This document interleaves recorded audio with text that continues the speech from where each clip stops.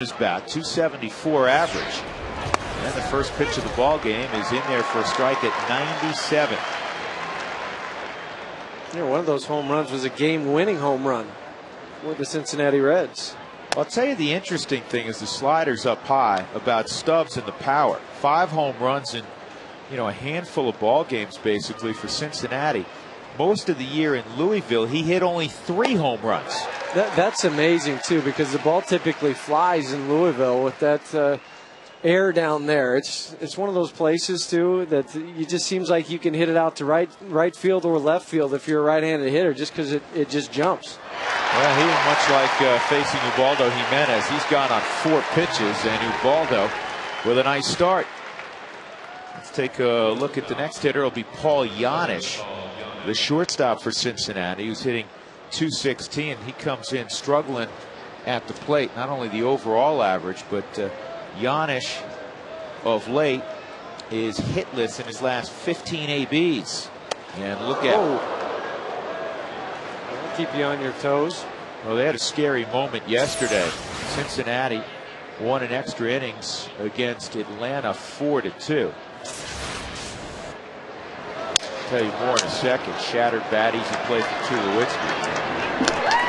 Micah Owings, former Arizona Diamondback, who is a tremendous hitter. He's a pitcher also.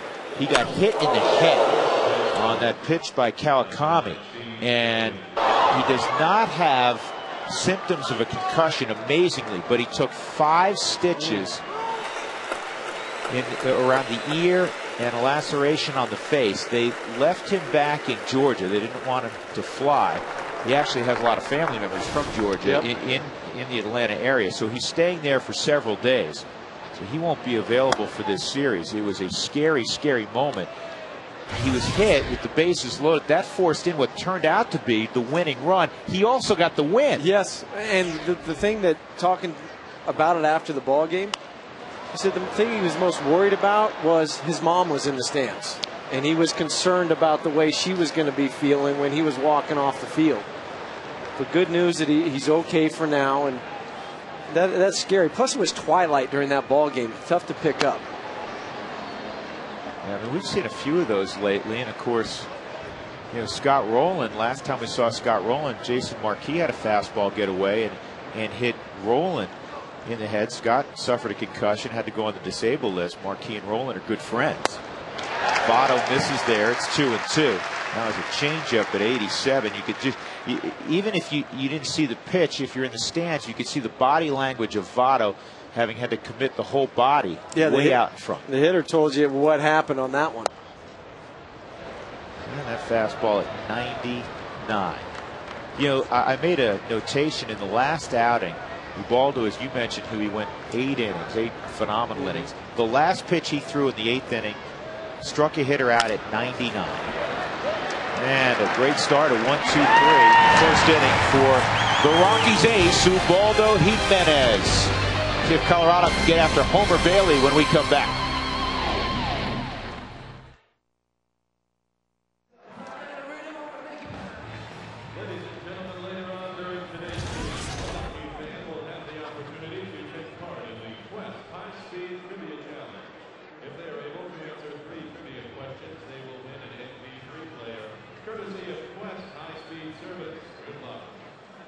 Hey fans, pay attention to today's home runs hit by the Rockies so you can play AAA's.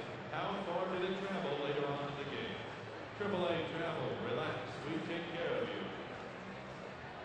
Hey fans, if the Rockies score 7 or more runs today, you can visit any participating Taco Bell between 4 and 6 p.m. tomorrow.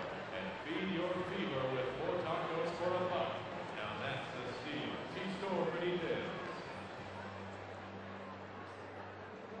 Fans, now direct your attention to the manual scoreboard in right field as we welcome today's Keep Score with Kellogg's honorary scoreboard operator, Mark Young. Thank you, Mark, for your assistance in the manual scoreboard during today's game. Fans, visit your local King Soopers locations for your chance to win.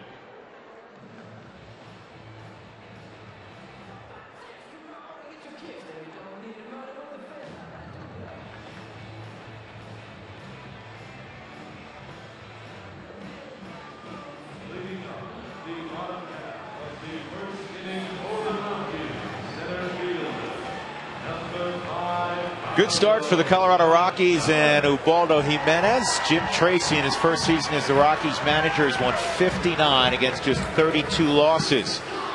And the native of the Cincinnati area will present this lineup to the Reds. Carlos Gonzalez at an even 300. Seth Smith had a pretty good homestand, 13 for 24, 4 bombs, 5 doubles. That will work. Todd Helton, Troy Tulowitzki, Brad Hopp in the middle. Ian Stewart has homered 3 times of late. Clint Barmas, Chris Iannetta, and Ubaldo Jimenez, the bottom third of the lineup. Let's take a look at the Fidelity scouting report on the former #1 pick, a Texan by birth, Homer Bailey. 94 to 98, just 4-seamer, throw it about 70% of the time, and then a hard slider to back it up. That's really all he throws, 2 pitches. He'll occasionally throw a curveball and an occasional changeup. This 23-year-old's really come into his own his last 3 ball games, 3-0 with the 169 ERA. Yeah, those are very good numbers. Here's the 0-1. And the fastball at 94 swung through by Carlos Gonzalez. Gonzalez tore up the Reds in Cincinnati about 5 or 6 weeks ago. He was 6 for 8 against Reds pitching.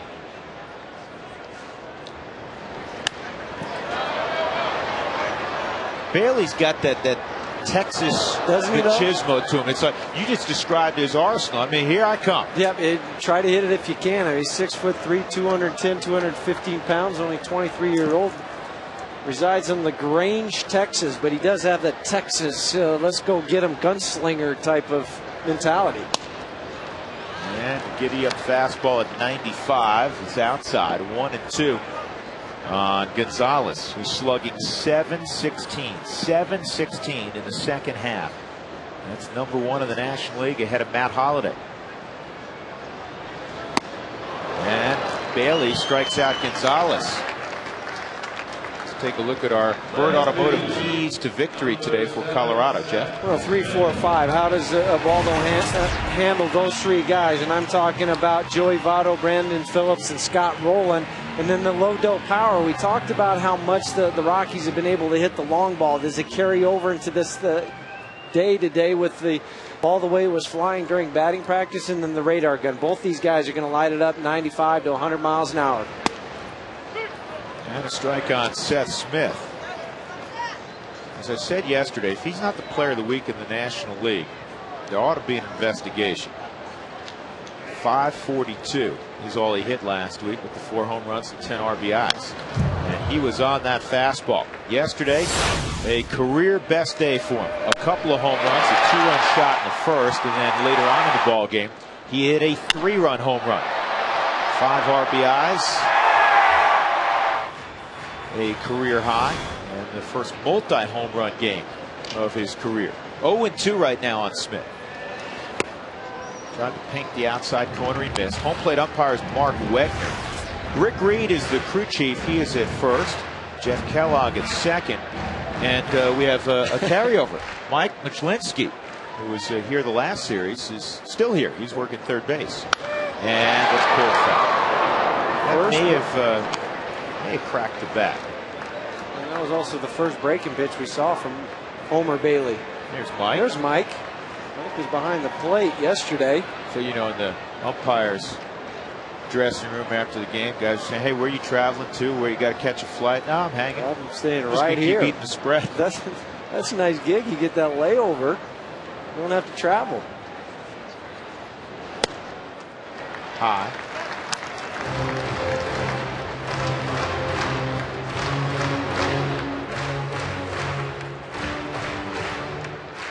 Helton in his customary spot about 10 feet behind the batter, engaging the pitcher.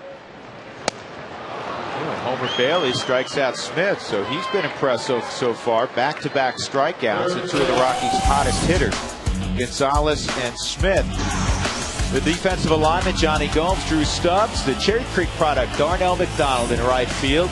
On a long route he has traveled to try to find a spot in the big leagues. Rolling, Yanish, Phillips and Votto, Corky Miller behind the plate. There's Darnell. You know, and for McDonald, we'll talk more about it throughout the series. I think back to when he was playing football at Cherry Creek. He could have gone to the University of Texas. He was one of their top recruits. Turned it down to play baseball as a #1 pick of Baltimore. Oh, and then made the ball club out of spring training and then just scuffled. I mean, he made it legitimately. It wasn't because of some injuries or other things like that. And then got sent back down to Louisville and ironed some things out. And now really productive once again here at the big league level. Elton takes the strike. You know, Darnell's a great kid, and he's one of those guys. Huey, you played with him. You played against guys that toiled a long time in the minor leagues, more than a decade. Just a grinder.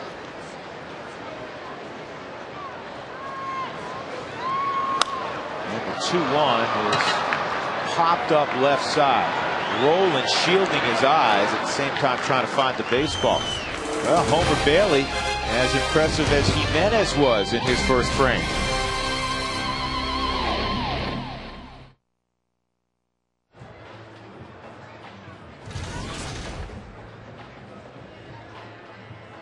Hey Rockies fans, it's time once again for the Stump Up Move of the Game. I'm hanging out here with Gary and Kay. How you guys doing today? Doing great. What a beautiful day for baseball. It is gorgeous. Are you guys enjoying your day off? Absolutely. All right. Well, I understand you guys moved to these awesome club level seats right behind home plate in section 306. Are you enjoying them? Absolutely. It's in the shade and it's beautiful here. All right. I'll tell you what. Since you're enjoying these seats so much, we're going to go ahead and let you spend the rest of the game in these fantastic club level seats, all courtesy of StubHub, the official fan-to-fan ticket marketplace for your Colorado Rockies. Now let's hear it for Gary and Kay. Make some noise, Rockies fans!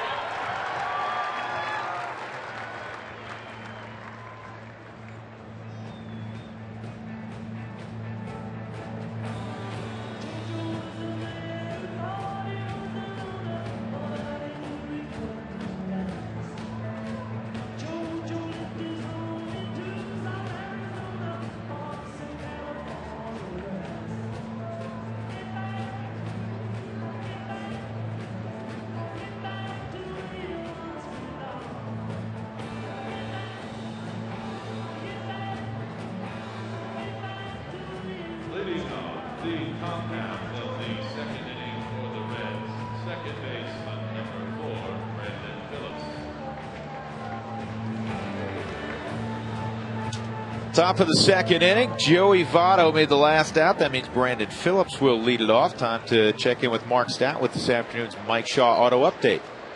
True, Jeff. I am going to go back 10 years, a decade, to tell you about a promotion that may look familiar when you see this jersey that was called Turn Ahead the Clock. And there were 22 teams in the big leagues, including the Rockies, that sported these futuristic jerseys. Again, this was a decade ago. The Rockies won both games when they wore these jerseys, as Brandon Phillips flares a single out to right. And I got a chance to ask Todd Helton about this jersey. He obviously wore it. By the way, on the back, the names were vertical on the right side with the numbers on the left side. And he said, you know what I remember about this jersey? He said, I remember that Larry Walker hit a walk-off home run off of John Rocker of the Braves, and there was a photo of that. And the next year, when he went to Conoco to pump gas in his car, he said, I saw that photo, one of my greatest photos that I remember in Rockies history all the time, as you take a look at it now, and you may remember that as well. But we got this out of the Rockies archives just for today, a little fun on Labor Day. And Huey, I think you said you may have worn this shirt as well. Yes, I did. When I was with the Angels, we wore those futuristic jerseys. May I make a comment? Well, I guess you're going to go. Anyhow, Yeah, you right? got the microphone. You can. Thank you. Those were ugly. They were ugly, but they were comfortable. Were they? They were very comfortable jerseys to wear for the ball game. Just like when the Astros used to wear the pajamas. The Stro uniforms. Yeah. I mean, the They look like pajamas. yeah. Scott Rowland at the plate after the bloop single by Brandon Phillips. You know, that's only this is amazing. That's only the 12th hit that a cleanup hitter has gotten off Jimenez all year in 83 at bats. That's pretty close. Brandon Phillips, you have to keep an eye on. Rockies don't hold runners real close, and Brandon Phillips is a guy that runs real well. 23 stolen bases, been caught 9 times.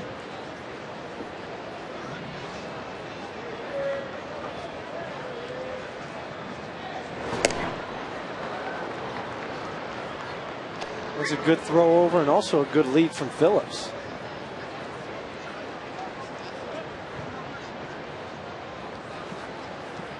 Keep an eye on Brandon Phillips over there. This is a neat shot because this is exactly what everybody's looking at. Phillips a little bit lean on that right leg. 2-0 on Rowland.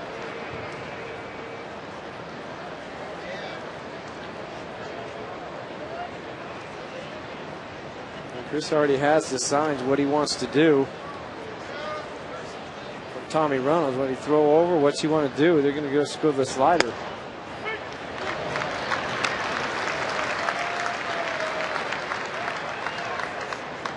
Since Scott Rowland's come off the DL after being hit in the head, as we talked about with that marquee fastball, he's hit .309. Suffered the injury on August 2nd. Phillips shortens his lead he's not right going now. Anywhere. Before he was about 3 feet further out on his lead over at first base. That's how he always starts from the bag, and that gives you a good indication of how far he's trying to get off there, rather than just taking off and then you don't know. You're kind of in no man's land. 2-2.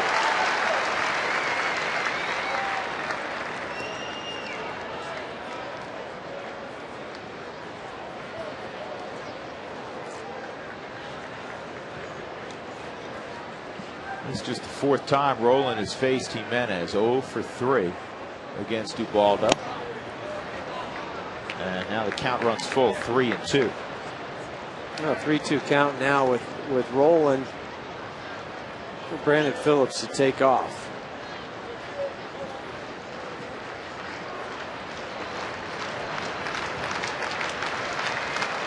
There he goes, got a bad jump.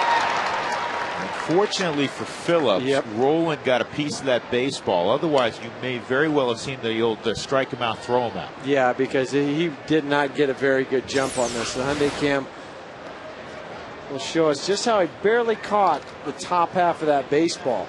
I mean, that ball was moving down into the zone, and Rowland was just able to get enough of it.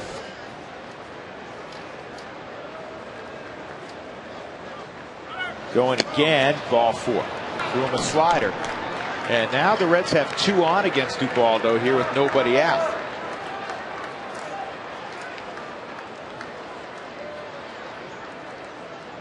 And a guy with a lot of power who owns a home run against Ubaldo, Johnny Gomes. Also a guy that hits really well here at Coors Field.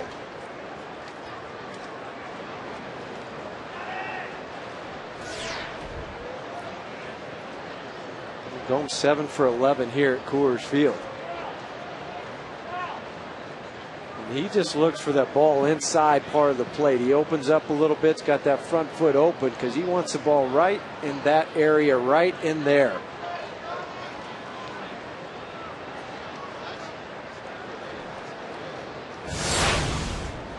Now this is earlier this year in Cincinnati. That was a 98-mile-an-hour fastball. Gomes got the bat head out.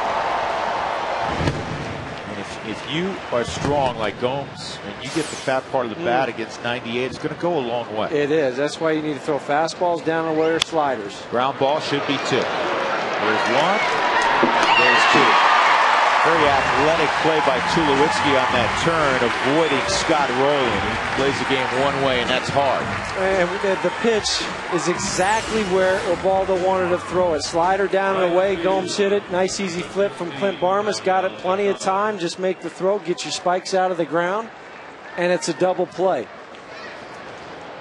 And it's a hard slide, clean slide from Scott Rowland, but the feed from Clint Barmas allowed Troy to get out of there and turn the double play.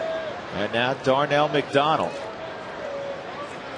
with 2 outs and Phillips at third. And the slider is just a little bit low. Darnell will be 31 late in November. Number 1 pick, 27th selection overall by the Orioles. After an unbelievable height. Was he out of the box when that hit him? Ooh, that was close. I think it just kicked out further, and that's what made it look like he might have been out of the box. Well, the overhead will be able to tell. As soon as that Bunt goes down. No, he's still in the box because that foot has not hit the ground. Yeah, that's pretty close. That was. Called by Mark Wegner. 1 ball, 1 strike. Back in 1997, he was their #1 pick. Darnell chases that pitch out of the zone. It was a hard slider. I mean hard, 90 miles an hour. Yeah, that one he stayed on top just a little bit more and gave it where he put his fingers closer together and pulled on it right at the last second.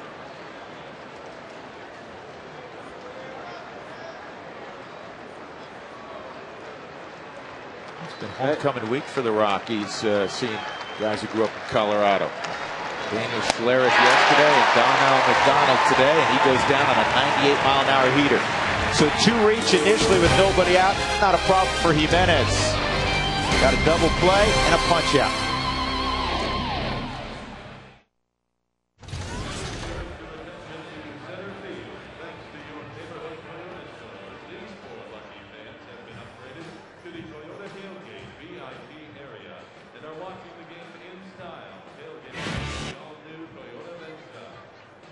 Fans, for your chance to win a year-long lease on a brand new 2010 Prius, visit the Toyota Tailgate VIP area above the bullpen, where you can register to win courtesy of your neighborhood Toyota store. Fans, it's time for today's Rocky Mountain Super Pass giveaway. Let's go down to Lauren with today's lucky winner. Lauren. Woo, Reed, you know, maybe 85 degrees outside, but ski season is right around the corner. I'm hanging out here with Cole today. How you doing? Good, how about you? I am doing fantastic, and I can tell you're going to be even better because you just won a brand new Rocky Mountain Super Pass, Copper and Winter Park, for $400. Are you a big skier? Oh, yeah. All right, well, you don't even have to buy your pass this year. And fans, if you're jealous of Cole, you definitely should be. I know I'm jealous of him. Go visit section 145 of the Copper and Winter Park kiosk to find out how to get your very own Rocky Mountain Super Pass. Let's hear it for Cole.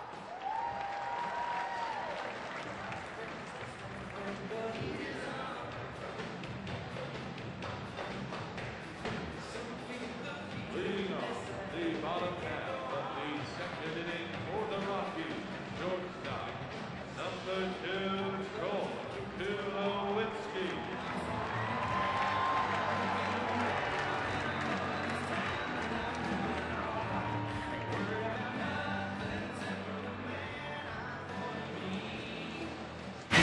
Today's E470 Road Ahead brought to you by E470 and Express Toll, the best way to save time and money.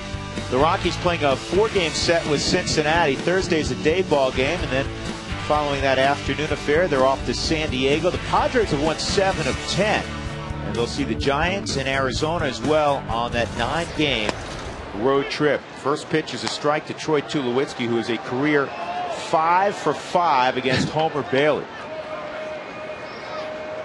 I'm sure he looked at the pitching matchups and said, oh, I can't wait to get to Bailey. Yeah, Bailey's a little bit different, though, I think. Yeah. Confidence. Confidence is a big thing. And you look at any time you have confidence on the baseball field, we've seen it now with Carlos Gonzalez, Seth Smith, those type of guys. But as a pitcher, this guy's still young. He's still cutting his teeth. And now he's had some success. He's figuring it out a little bit. I need to hit my corners. I need to spot my pitches. It's not all about just lighting up the radar gun. It's very early in this game, but he's throwing like, to me, in his prime, Brad Penny would work. Sure. Downhill fastball, an occasional slider. I mean, it was in and out, up and down. But it was all hard stuff. This ball is rope foul. It's been pretty simple mechanics, too. Staying back over the rubber just a little bit longer, allowing that arm to get up. Well, you did this for a while. You can see when you put on the old fishing hat and the radar gun, you play scout. Yep. You go and watch this kid when he pitched in high school, and you say, that's free and easy. That's right. It is very free and easy. He doesn't bring his hands up over his head. He just kind of drops them down a little bit, makes the slight turn onto the mound. And that's it. And that's where that live arm comes up. We talk about live arms a lot. And it's very free and easy, just live, and the ball just jumps out of his hand. As a hitter, it's difficult to pick up because next thing you know, it's right on you. Well, this is popped up. Scott Rowland in foul ground. And he's got it. Second chance for Rowland. Right field. Hey fans, don't forget to register online now at ColoradoRockies.com for your chance to purchase tickets for Rockies postseason games. Only fans who have registered and have been selected to participate will have the opportunity to get these tickets. So registration for the National League Division Series ends on September 15th, so don't wait now.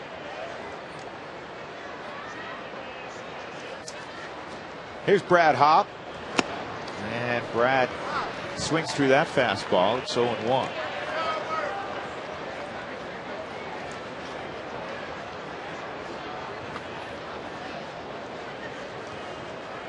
Brad had Saturday off. Played yesterday in the Rockies' big 13-5 win over Arizona as they swept the Diamondbacks. He went 0 for 3, but he walked a couple times. Hit a couple balls hard, ended up with a couple of runs scored. There's a couple walks, and that's starting to see the ball a little bit better. Laying off a few more pitches. A lot of work with Don Baylor in the batting cage the last few days to try to get that timing back that he had going for him so well in the first half that's eluded him here at times in the second half. And it's all about getting that leg kick, getting that front foot down in time while the hands are still out in that launching position. And not all at one time, a little bit of a separation between the two. Stayed off that. You know, it's interesting. Everybody has a familiar spot. Hugh, you can speak to this far better than I can, but you always know where to find certain guys, I imagine, on the bench during the game. Your teammates, you want to see somebody. Well, it's always Jim Tracy's on that corner, and he's going to have Tommy Runnels next to him, and then Groove, Don Baylor's next door down. Yeah, and it's nice, too, because you got so many opportunities as coaches to bounce things off of. I know Jim and Tommy, TR, they'll talk a lot about different moves, but then also these guys have a lot of experience, so they can bounce things off of Don Baylor. Don Baylor talks to them. And then you'll see the hitters go to Don Baylor afterwards sometimes and say, well, what do you think? Is everything okay? What's it look like? Here's the 3-2. Inside, ball 4. So Brad draws a one-out walk. And that'll bring up Ian Stewart, who is starting to click. Did you have a place in between innings that you always gravitated toward on the bench? You always put your glove in the same spot? Always in the same spot. I had it there and always had the batting gloves and the batting helmet up on the back ledge ready to go just in case something happened. Yeah, everybody finds their own place on the bench, a comfort zone. It's where it is. Typically the catchers and the pitchers are all kind of sit right around the water bottle or water cooler. Everybody else will be down further towards the end of the bench. That misses. Stewart takes ball 1. Ian has swung the bat well in his career against Cincinnati. 378, home run, 7 RBIs, 9 career games. Rockies have played very well against the Reds. They've won 10 of their last 11 against Cincinnati. It really kind of goes through that whole theme of what the Rockies have been able to do against the Central Division this year. 22-10 against that whole Central in the National League.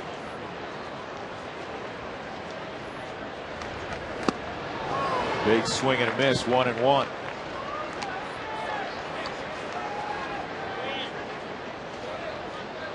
Well, you know, the Reds had their way for a while. I mean, not dominant, but they won 15 of 24. And then the Rockies of late, 12 of 15.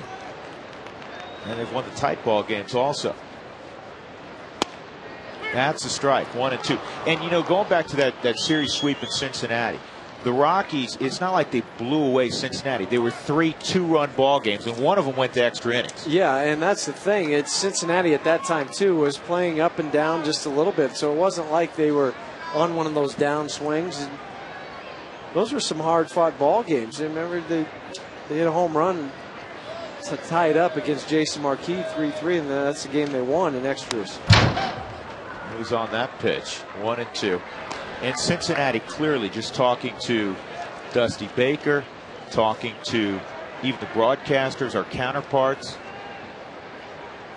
Spent a while talking to Marty Brenneman today. They have a different vibe to them right now. They have a lot of, and that's what happened. You won 7 in a row, 12 of 14. You're going to have a different confidence level.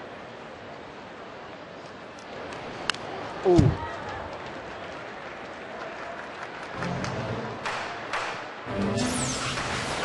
Monday, Kim. Just a four-seam fastball from Homer Bailey. Right at the last end, barrel works underneath, and ouch. You know what? No though? padding. Corky Miller, there was no reaction. He just put his hand behind like Mark Wagner and gave him baseball. He's a catcher. Yeah.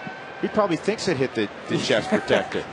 Oh, that got my shoulder. Or it's just numb from being hit so many times this year. Oh, boy. I tell you what, Stewart dropped the barrel on that. And that's good to see, because sometimes in the past, when you got 94 and above, eat him up a little. Yeah, Stewart would struggle somewhat. Well, I think that was earlier on, too, when he had a little bit of that uppercut, too much of an uppercut working, where he wasn't going directly to the ball, where he would get beat by the 94, 95 mile an hour fastballs. He still will, but the path now is much better going to it. That's why he hit the long home run yesterday. And he took something off there, and Stewart's gone. That is the second out. That'll bring up Barmes. Second baseman, number 12. 3 strikeouts for Homer Bailey. Well, he said, you know what, I've had enough of trying to throw the fastball by him. That's the first curveball, and I talked about on the Fidelity scouting report that he'll throw an occasional curveball and occasional changeup.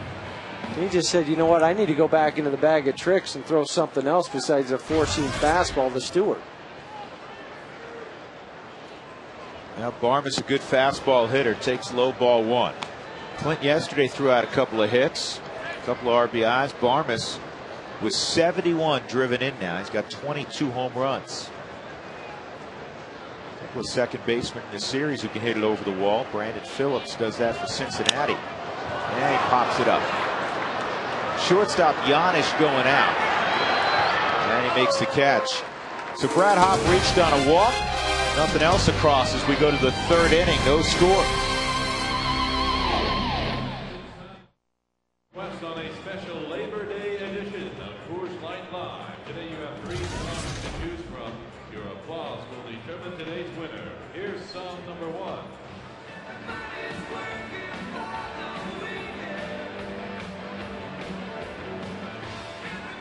Here's song number 2.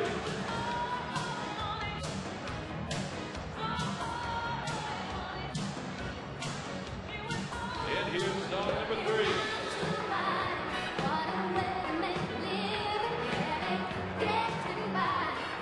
Time to vote for today's Coors Light request. Who'd like to hear song number 1?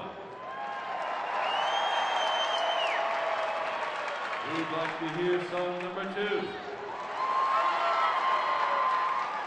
And who'd like to hear song number 3? Loverboy has today's winning song. Thanks for selecting the Coors Light Live request.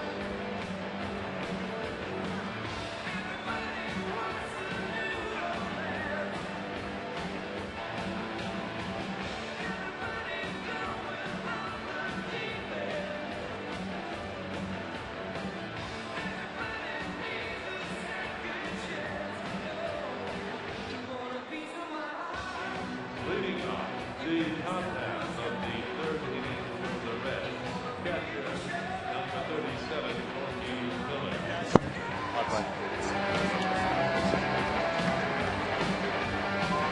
This date in history brought to you by Dex. Dex knows September 7th, 1931 in the morning game, doesn't that sound strange? Of a doubleheader in Philadelphia, the Yankees begin with 8 walks and score 8 times in the first inning on only 2 hits. Ed Rommel, the 4th pitcher in the frame, retires Ruth Gehrig and Chapman on strike. There's a morning baseball? And they got rid of it. It was after that ball game because evidently somebody stayed out too late the night before and couldn't find the strike zone. Because I always thought during baseball season there was only one 7 o'clock. And that was at night. I didn't know there was one in the morning. Well, there's a whole generation of kids growing up today. If you say doubleheader to them, they say, "What's that?" Huh? This is a rollover ground ball on a slider. And Corky Miller's retired. Troy played that just perfectly, realizing that Corky Miller can't run. I mean, he didn't charge it as hard as we'd normally see him come and get a slow roller. This one, he just kind of set his feet and timed it where he comes around it right there. Just slowed down a little bit. Nice, easy flip over to first base. That looks like what he does sometimes just during batting practice. And Homer Bailey takes ball one. Well, congratulations to Steve Fairchild, Colorado State University, as they were able to knock off the Buffaloes in Boulder yesterday, 23-17. It's always a great matchup. I got to head on up there. It's great fun. Obviously, a lot of Buffs fans are upset, and CU will bounce back. But Colorado State, I'll tell you what, they took it to them up front on both sides of the football yesterday. They just outplayed them. They really did. There's the 2-1, and that's fouled off.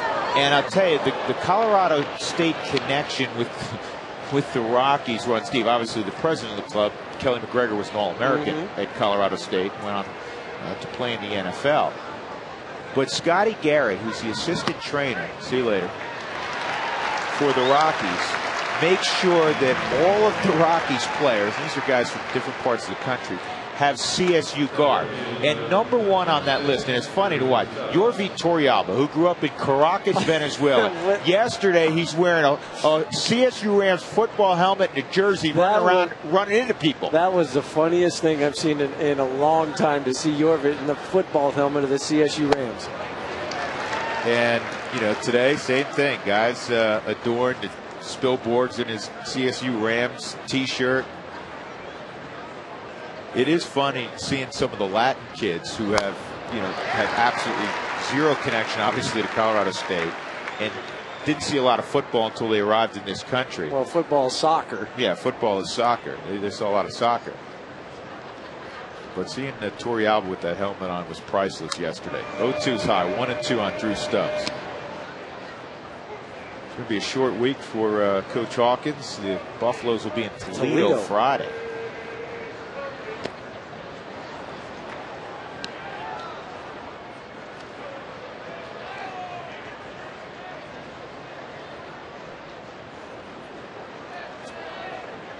He struggled initially, but he's figured it out pretty quickly, I guess, Drew Stubbs. Here's the 2-2.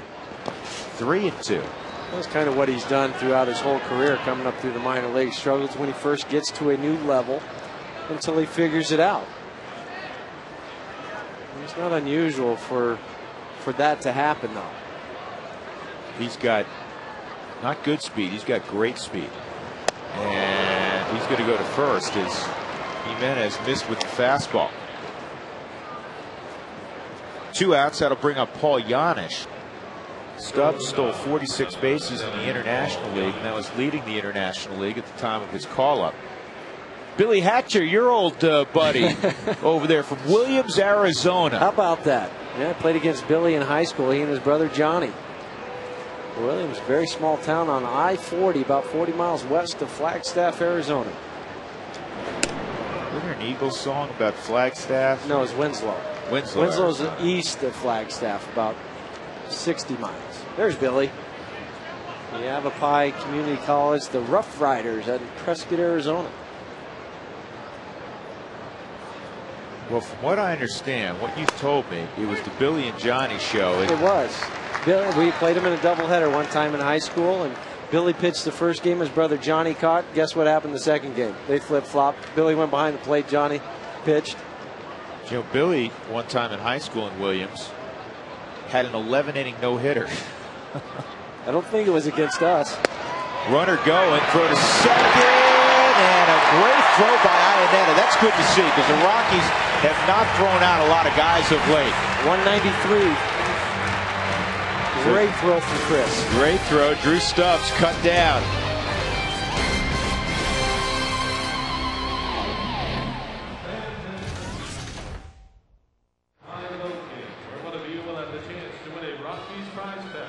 Let's go to Lauren to meet today's contestant. Lauren. Thanks, Reed. I'm hanging out here with Charlie. Charlie, how are you enjoying this beautiful Labor Day? It's roasting up here. It is pretty toasty up here, but we're going to give you a chance to walk away with the Rockies prize pack. The name of the game is Insurance High-Low, and here's how you're going to play. We're going to flip over the first of 4 cards, revealing one of your favorite Rockies players along with their jersey numbers. Now it's going to be your job to guess whether or not the remaining cards are higher or lower than the previous. You think you got it, Charlie? Yes, I do. Okay, he understands the game. Let's play some Insurance High-Low and flip over that first card. Number 21, Jason Marquis. What do you think, higher or lower? Oh, he's got a fan club. They're helping him out. Lower. He's going lower. Let's see if it's lower. Oh, Charlie. Oh, such a heartbreaker win for you. The first one wrong. Thank you so much for playing Esurance High Low. And remember, fans, don't settle for high insurance rates. Get a lower quote with Esurance.com. Now let's make some noise for Charlie. He gave it his best.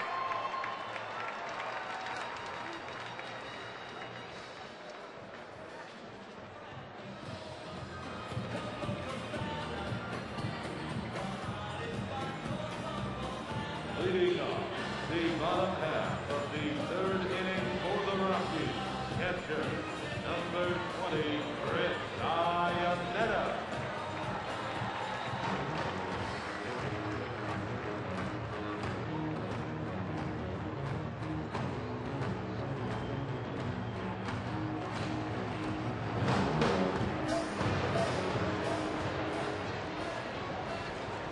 Bottom of the third inning, there's been one hit in the ballgame, a soft single to right center by Brandon Phillips. Homer Bailey's been good. Ubaldo Jimenez has been his typical self. Good throw to close that top of the third inning by this man, Chris Iannetta, and he takes ball one. It was nice to see because Drew Stubbs has good speed, as you were mentioning, Drew, and he just got that quick release off to nail him right on the bag. It's a strike, 1-1 on Iannetta. On Thursday against the Mets, a solo home run and a triple. He did have a couple of at-bats yesterday. Pinch hitting appearance. Was hit by a pitch, scored a run, also hit a fly ball to center field. Stayed in the ball game behind the plate. 2-1.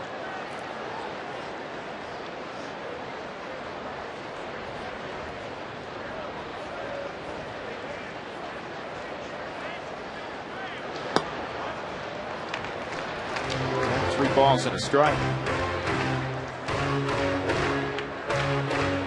Well, your Victoria Alba just getting the day off today. He was kind of beat up after yesterday's game of stopping a lot of balls, blocking a lot of balls behind the plate. And Bailey induces another pop-up. This is the fourth we've seen. Joey Votto makes the catch.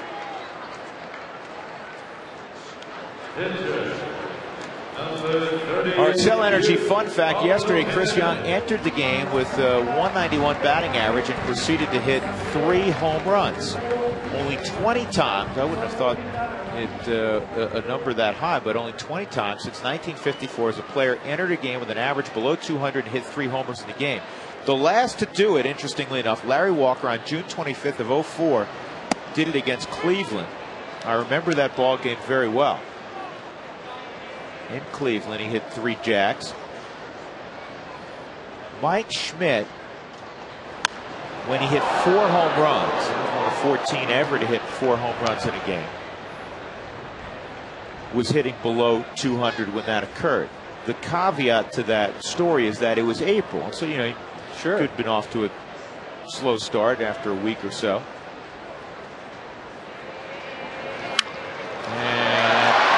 This is not going to turn out good for Cincinnati. Jimenez can run. Bailey got a piece of the baseball. It's going to be an infield hit for Ubaldo Jimenez. He was kind of bailing a little bit when he went to make this swing. Left foot goes towards third base, but he reaches out there. Bailey sticks his glove up. Goes right off it, and Scott Rowland making the wise decision not to throw it, because we know Ubaldo can get down the line, and once it went off the glove, he really picked it up and put him back down again.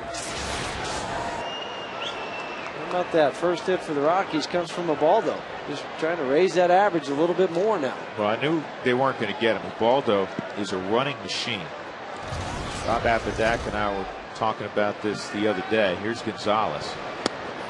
Ball, and we've mentioned it a few times on the broadcast. I mean, Ubaldo just works and works and works. And Apodaca, confirmed what we were talking about. He said he is by far, not to take a shot at anybody else in the pitching staff, but he is our hardest worker. This ball is roped and it goes through Phillips, and Gonzalez is safe. A rocket shot at Brandon Phillips. first and second one out for Seth Smith. That ball just ate up Brandon Phillips because it was hit so hard. Take a look at this here. Brandon Phillips in double play depth. Just a 1-2 hopper. Tried to catch it off to the side. It just hit so hard that he couldn't make the play. Cam, take a look at this. Really slows down, but hit right off the heel of his glove. Now you obviously played a lot of second base, shortstop, third base, hitter, and error. That one was a hit. I mean, not just because it was hit by Carlos Gonzalez. This is out of play. No official scoring yet on that play.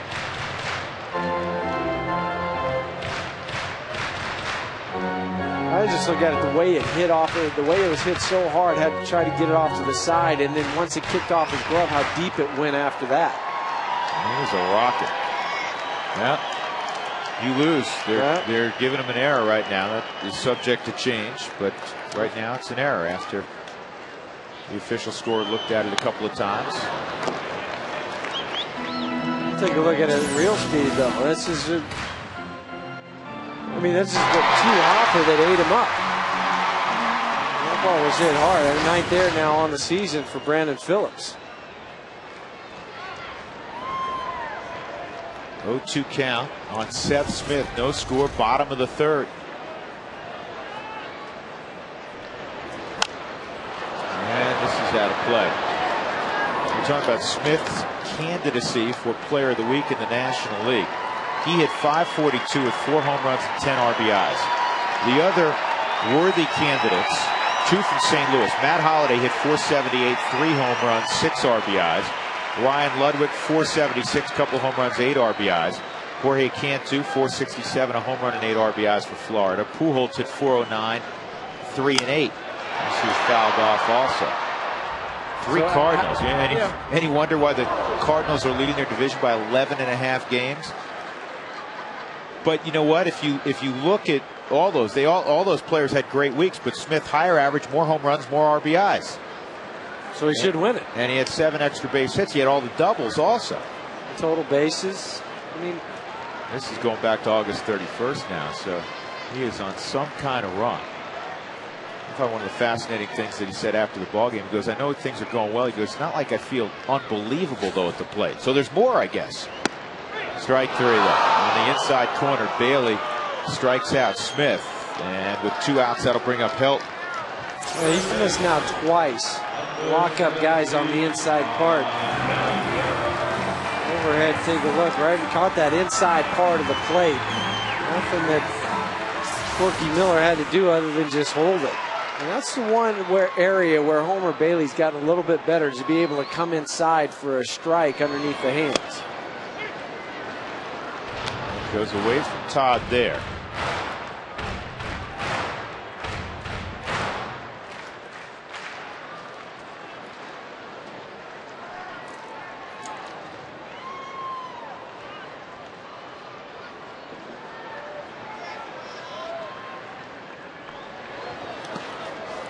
Nice dirt block. handled by Miller. Jimenez and Gonzalez stay put. Todd obviously is a magician with the bat. He's worked incredibly hard at his craft. He has tremendous gifts, but I also think he should have a PhD in outthinking the pitcher. And that's part of the whole thought process with a hitter. Some guys can go up there and just swing the bat. Other guys do a combination of both. Todd's one of the best at using his mind along with his athletic ability, because he'll go up there with the game plan. And some guys will change their game plan in the middle of a bat. Not Todd. He'll stick with it until he gets 2 strikes, and then he might redefine it a little bit. But he still has the same thought process. And Bailey falls behind 3-1. So now part of that process, he can focus in on a particular location now. Yep, just zone him right here, wherever he wants to go. If he thinks Bailey's going to go outside, does he think he's going to come inside with the fastball like they did to Seth Smith?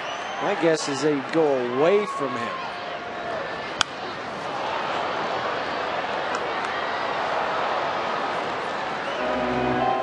Three and 2.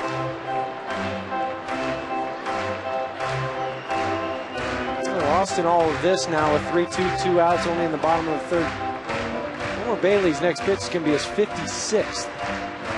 So they're doing exactly what they want to do to a young pitcher, and we've seen it before, kind of start to elevate that pitch count.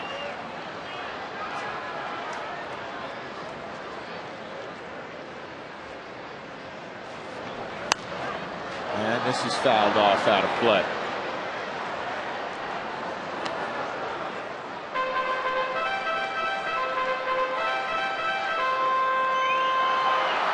Baldo in phenomenal shape. Yeah, most pitchers, you'd be worried about them having to take off, run the bases a couple times, foul balls, that sort of thing. Not a Baldo.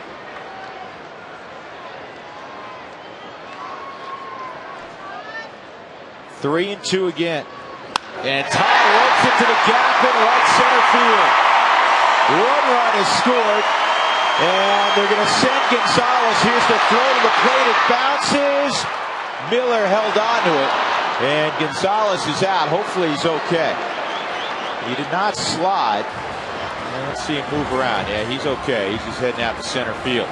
So Helton comes through with a single and an RBI. Jim Tracy's going to check on Carlos. Let's just hope that knee's okay.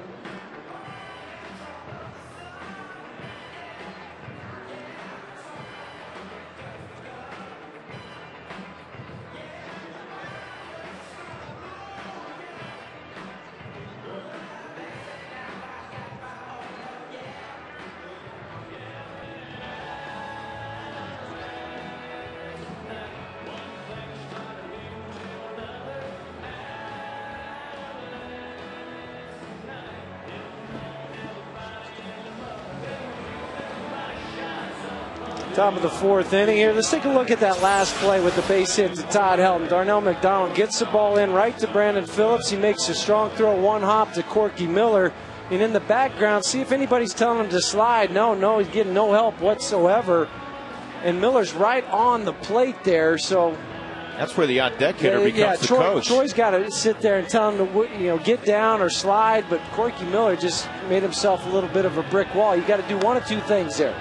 You either got to slide right into his feet or you got to run him over. But this is going in trying to do it this way. That's where you get hurt.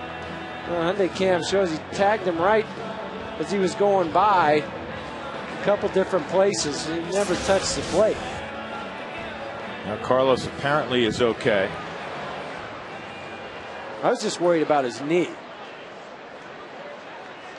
Because anytime you jump up like that and you kind of land awkwardly on the other side and make a little bit of a roll, the roll's okay. You typically wouldn't hurt your shoulder. But it was a knee that concerned me. So the Rockies get a run. Ground ball, diving stop by Tulowitzki, but he's not going to have a play. So Paul Janisch with a base hit. That snaps an 0 for 16 slide at the plate for Janisch. Troy got the jump on it, just kicked off that mound, caught a little bit more speed that way. And when he dove, it just kicked out of his glove. And that'll bring up the toughest out in the Reds lineup, Joey Votto. He grounded to second his first time, and this ball is lined toward left center field, and it's going to drop in front of Smith and Gonzalez, and everybody's going to move up as the ball got away for a moment. So it's second and third, nobody out. As Votto, let's see how they score that with the knock, back-to-back hits. It should be a single and an error. With Seth, a little bit of a miscommunication there, because Seth thought that Carlos was going to cut in front of him once it hopped, and then he had to go back and try to grab it with his bare hand.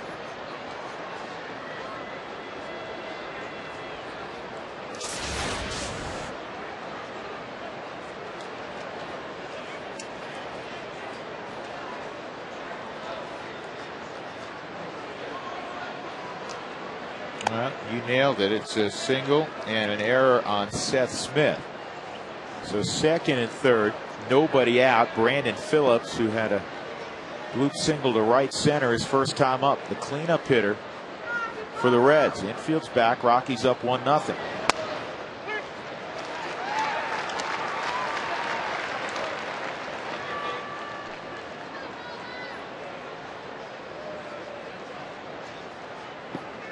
First hit of the season for Seth Smith.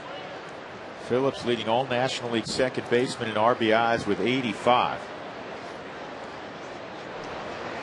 And oh man, easy double play. Leaping catch by Barnes. Joey Votto did not freeze on the line drive, and now Jimenez has a great chance to get out of it. Well, just like he did back in the second, getting the double play the more conventional way. This time he gets the line drive off the bat of Brandon Phillips and just bat base running from Joey Votto. You have to see that ball through, and then it's an easy play. Once Clint gets up there, flip over to Tulo for the double play. Nobody out. You have to freeze on the line drive, like you said, Drew. You have to know where the outfielders are playing. You have to know where the infielders are playing. That helps Barmes to be 6'1" and have good ups. It helps a lot to be able to elevate to go get that ball. But instead, now you got a chance, as you said, to get out of this inning without giving up a run. In the dirt, ball one on Roland. Mariners will be smart here with Roland. Roland is obviously a more polished hitter than Gomes. Gomes is dangerous. He's had a good year. But he's easier to pitch to because of the there are more holes in his swing. Yep. Now, Roland can cover inside. He can cover outside. He can cover up and down.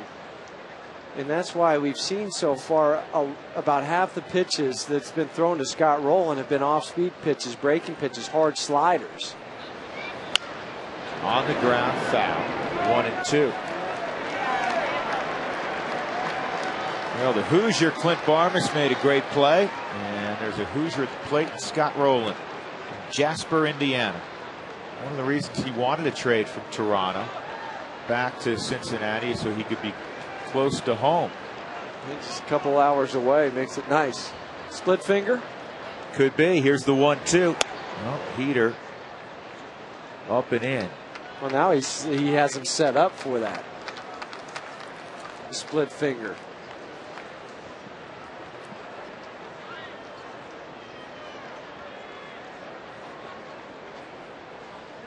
Slider away. 3-2.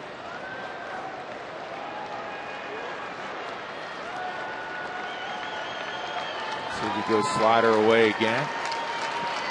Tries to get him to chase up. Giannis at third, 2 outs. Rockies up 1-0. Reds at the plate in the fourth. Colorado 2 games north of San Francisco in the wild card chase.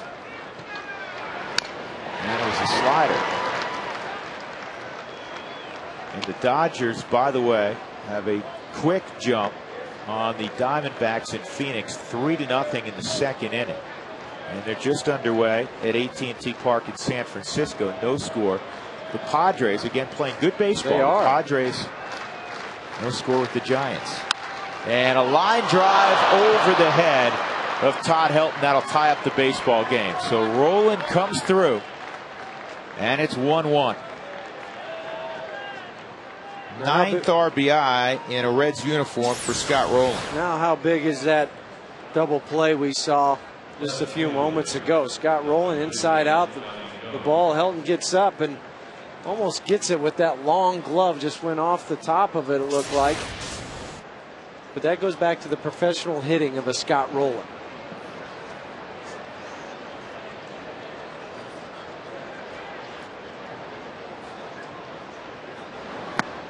Inside on Gomes.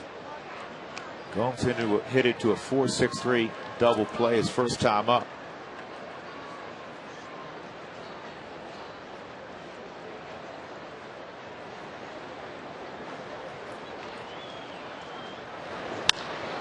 Gomes hits this a long way to left.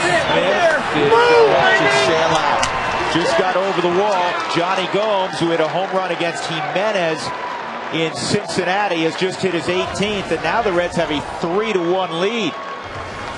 All with 2 outs now. And they got him on the slider his first time up to hit into the double play. That time they tried to go back to the slider, but they missed in the location. That was the problem with this one. Chris wanted it down and away. He tried to go away with it, just too much of the plate as far as where it was located towards his thighs. That just shows you the strength he is to be able to hit it out to left field.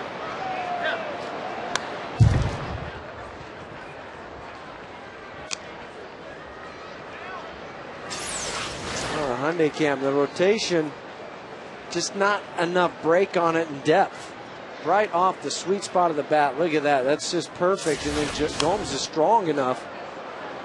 And once he gets extended off that sweet spot, that's why it went out. I was just thinking about this. I can't remember the last time there was 3 runs on the board against Ubaldo Jimenez. Doug Marino just looked it up. July 27th. Against the Mets in New York. It's the last time he gave up 3 runs in a game. And you may not be able to see it on his face. He's got the pleasant look. But right now, Jimenez is burning up inside. Well, a little bit. Just that's his personality. The other thing, too, is he had Scott Rowland at 1-2. He had a chance and kind of worked his way back into the count. And then just lined one over to right. There's the 2-2 on McDonald, and he's gone. In the inning, 3 runs for the Reds. They take a 3-1 lead.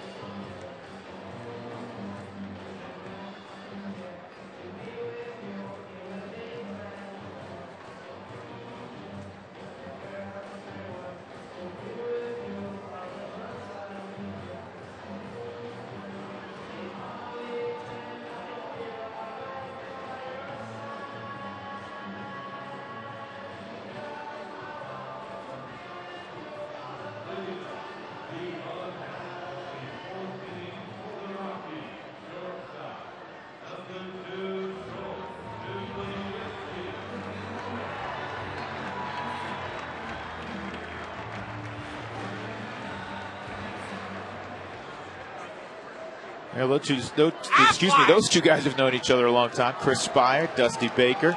Affleck trivia question: who are the 7 managers to win pennants in both leagues?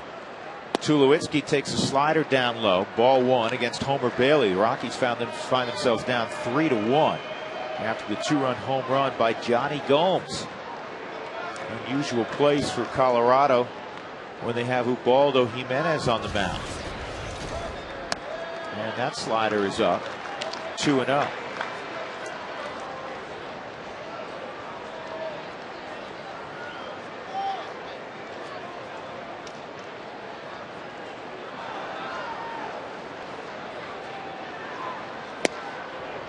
Two and one. Rockies have 10+ hits in 15 of their last 21 home games. They've hit 308 during that time frame. So typically 3 runs is not going to beat Colorado at Coors Field. No, and the way they've been swinging the bat so far on this homestand, that's not going to be enough.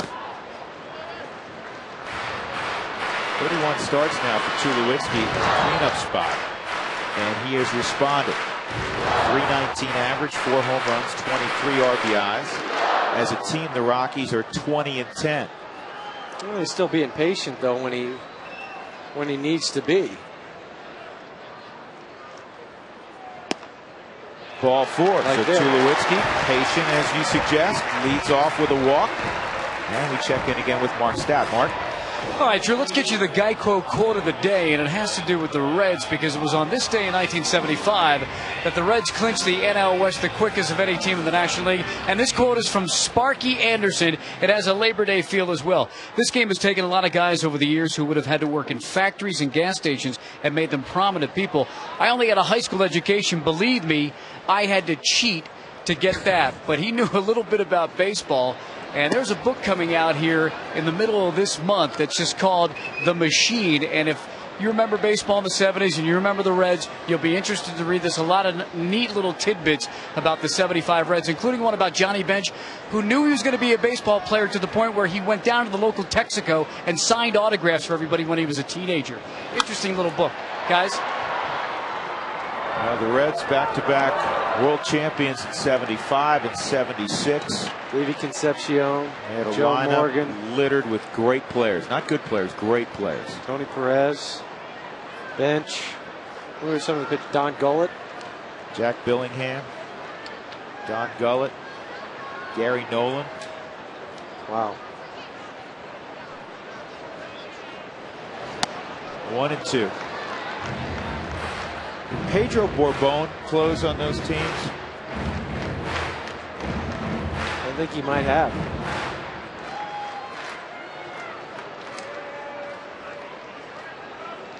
Cesar Geronimo.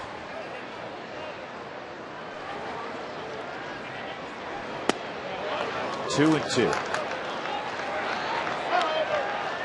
Bailey's pitch count at 66 as he works with nobody out in the 4th.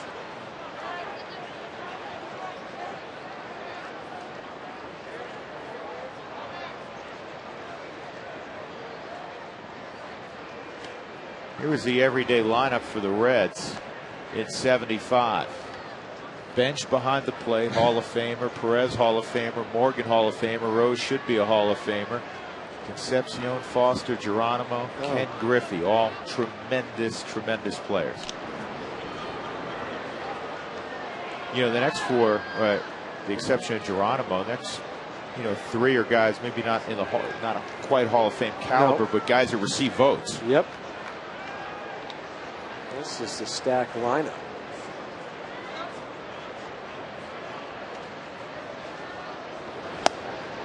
Three and 2 now on Hop.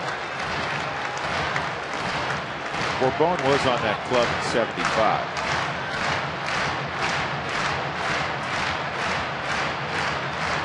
Well, even though it's 3-2, Brad's put Tulowitzki in motion. Yeah, I do. One danger with his Brad. Obviously, he's been striking out a fair amount. Yep. There he goes. Ball 4. So Homer Bailey, staked to a 2-run lead in the top half of the inning, has walked Tulowitzki and Hobb to begin things here in the bottom half of the 4th inning. Corky Miller goes out and visits. They were teammates this year in Louisville. Ian Stewart coming up. And the Affleck trivia question once again. who are the 7 managers to win pennants in both leagues.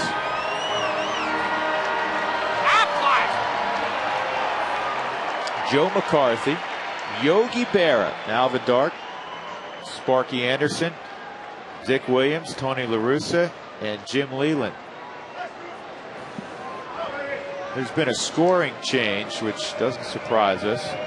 That hit by Carlos Gonzalez. The original scoring was an error on Brandon Phillips. Remember how hard he hit that ball. And you said that should be a hit. Right. You were middle infielder. Right. You now are right. So I'm now on the day 2 for. You're 2 for 2. 2 for 2. It is now a hit. And I think that's the right call. Yeah, I do too. Here's the 0-1. 1-1.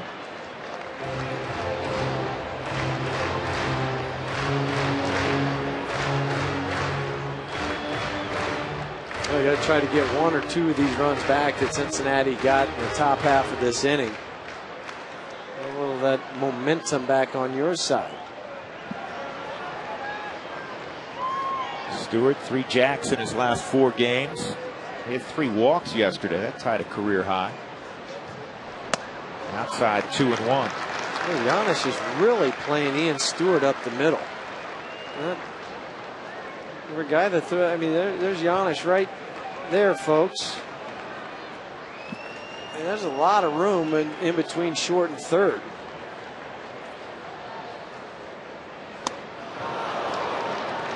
2-2. Barmas on deck.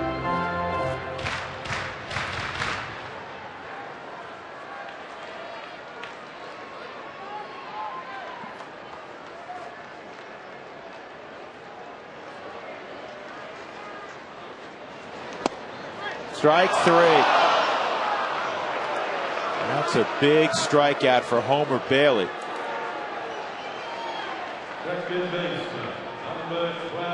We'll go back to a second of that scoring change we were talking about with Carlos Gonzalez back in the 3rd inning. Originally ruled an error. And they got another opportunity to look at that and saw that it indeed was a base hit. So Brandon Phillips still only has 8 errors on the season.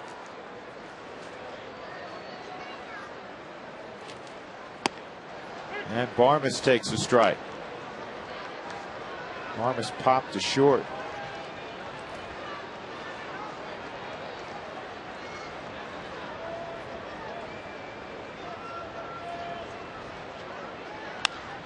And he reaches for one and pops it up to left. Near collision. And now trying to move up, and doing so successfully is Tulowitzki, which was kind of a dangerous play. Well, it was, but the only reason he decided to go because of Johnny Gomes catching that ball instead of the center fielder Drew Stubbs. Gomes goes over, now he catches and has to spin all the way around and try to make the throw to third base. That's what Troy was reading. If Drew Stubbs would have caught that ball because his momentum was going more towards third, he wouldn't have had to turn around and spin and throw. He wouldn't have gone. Chris Iannetta, who popped to first, will come up. First and third, 2 outs. The only advantage to Tulowitzki now being at third is if you have some sort of wild pitch. But with Homer Bailey predominantly throwing fastballs, that's not out of the question, but somewhat unlikely. Well, he doesn't have the hard slider, and we've seen an occasional curveball so far, but it's not one where he really tries to bury into the dirt to get that swing and miss. He's worked the fastball inside, he's worked the fastball out. That's how he's gotten most of his strikeouts today. If he does show the hard slider, it's just down and away towards the ankles more and not on the inside. And he's ahead of Iannetta, 0-2. Homer does have 4 wild pitches on the year.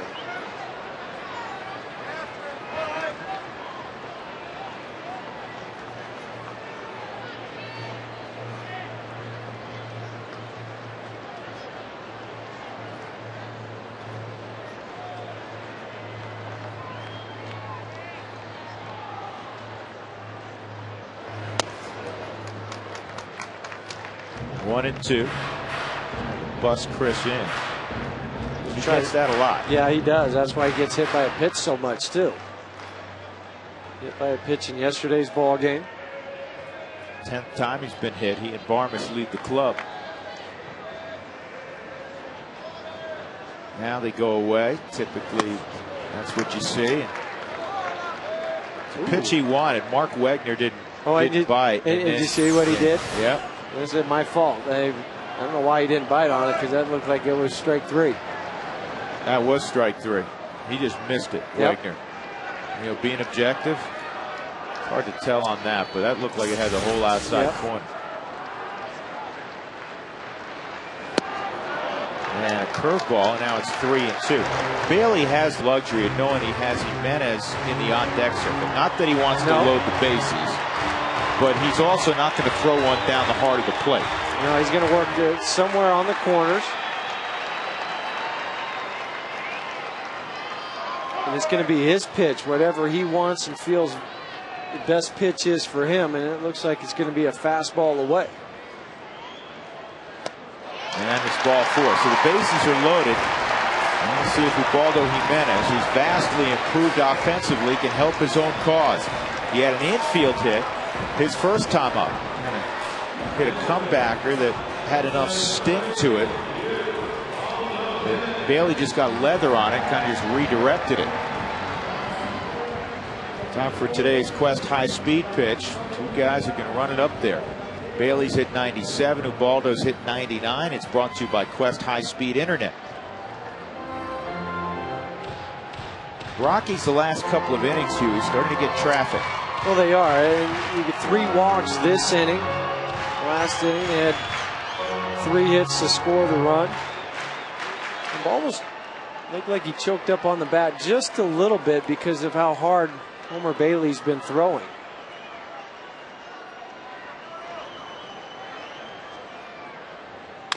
And a bouncing ball to second. Phillips lobs to first, and the Rockies will leave them loaded in the 4th. We'll go to the 5th. Cincinnati leading 3-1.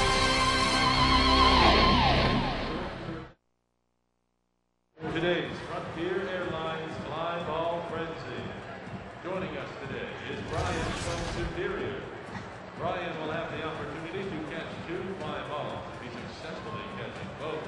Brian will win a round-trip Frontier flight anywhere Frontier Airlines flies in the continental U.S. Good luck, Brian. Here comes ball number 1.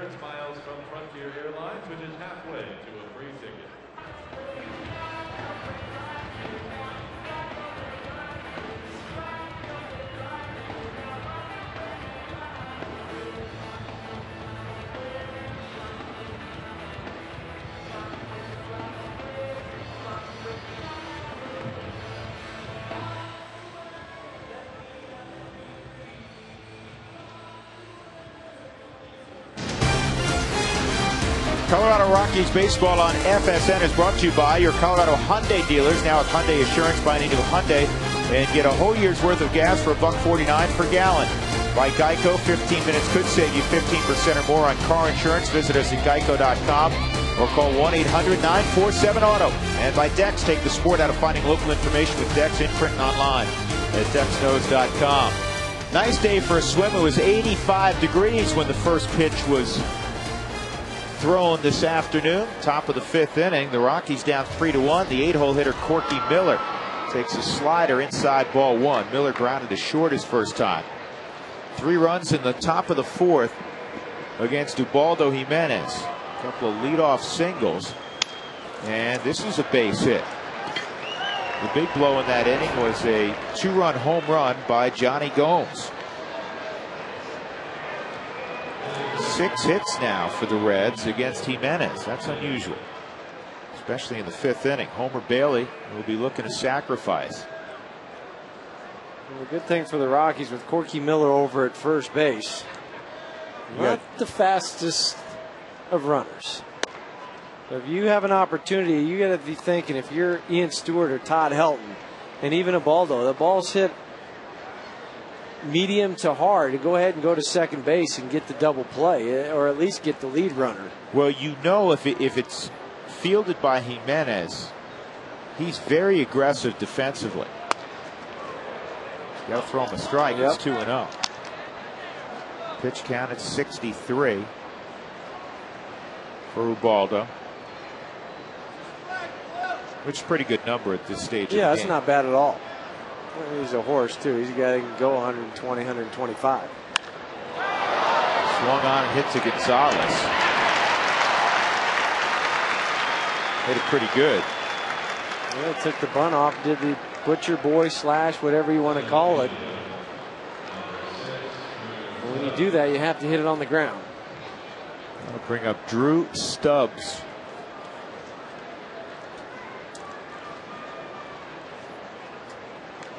Pittsburgh did it today, didn't they, with that loss? Pittsburgh has guaranteed themselves their 17th consecutive losing season. Still with about 25 games to go. They're going to make it an emphatic losing season before this one is over. Stubbs, 6'4", 205 pounds. Born in Texarkana, Texas. 8th pick in the first round of the '06 draft. Out of the University of Texas, where he was a 3-time All-American and a 2-time academic All-American. And he bunts this up in the air, and Iannetta is going to have the easiest throw of the day. Got some help from Ubaldo there, too. Once that ball went up, it's tough for a catcher to try to find it every once in a while. And even all the way up here, we could yell him up, up, up. That's what you could hear him say. And then all Chris had to do was take the mask off, fling it away, and find the baseball.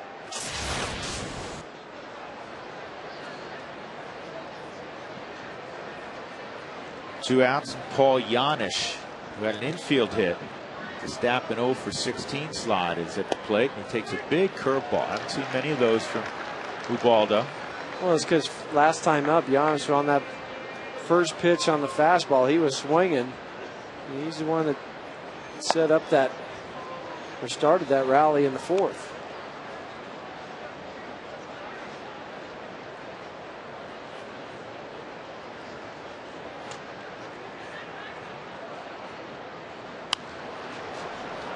Another slider, and it's 1-2. Rockies in the bottom of the 5th inning will have the top of the order up. Gonzalez, Smith, and Help. 3-1 Cincinnati. Reds have won 7 straight. That's the best run in baseball right now, inside 2-2. Giants have scored a run against the Padres. They lead at 1-0 in the second. It's now 4-0 in the fourth, LA. And this is a pop fly to center field. Gonzalez will make the catch. Leadoff hit by Miller. He's left the board.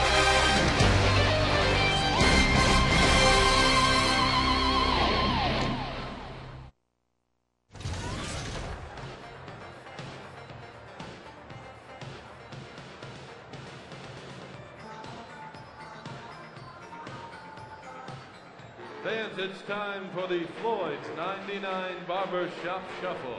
A ball is placed in the center barber shop chair. Watch carefully, see if you can follow the ball to see where it ends up.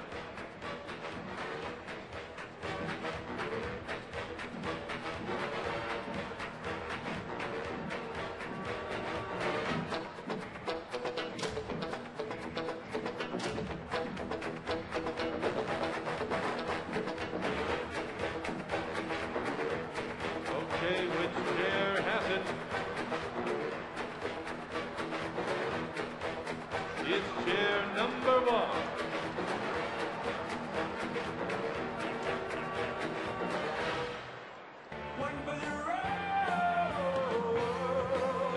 Remember to continue your party after the game at the Sports Bar, the official sports bar of the Colorado Rockies.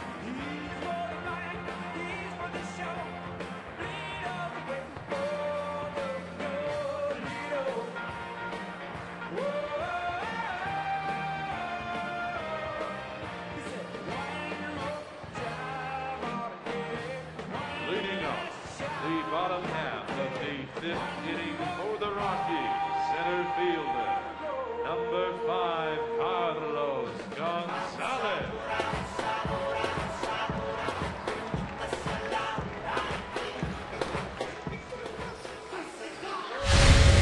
Time to get you up to speed with the AT&T Rapid Rewind.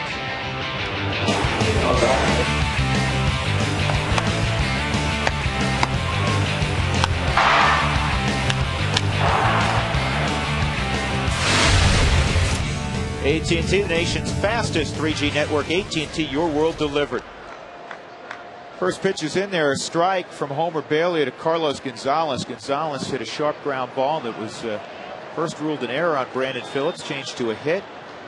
So he is 1 for 2. Carlos with the average above 300.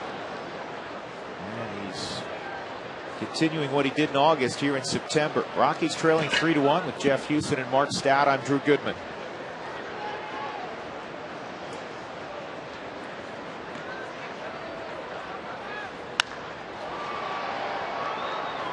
Rockies won 13-5 yesterday in a poorly pitched ball game, really on both sides. There were 19 walks, 3 hit batters combined. Talking to Jason Giambi about that today, and spent obviously the majority of his time in the American League. Goes, thought I was coming over to the National League for some quicker ball games. He goes, my legs are tired today. That was a 3.5 hour, 3:40, whatever the time was on it yesterday. He goes, I felt like I played in an American League ball game. And Jason got the start for Todd Helton at first, so he was out there for all 3.5 hours.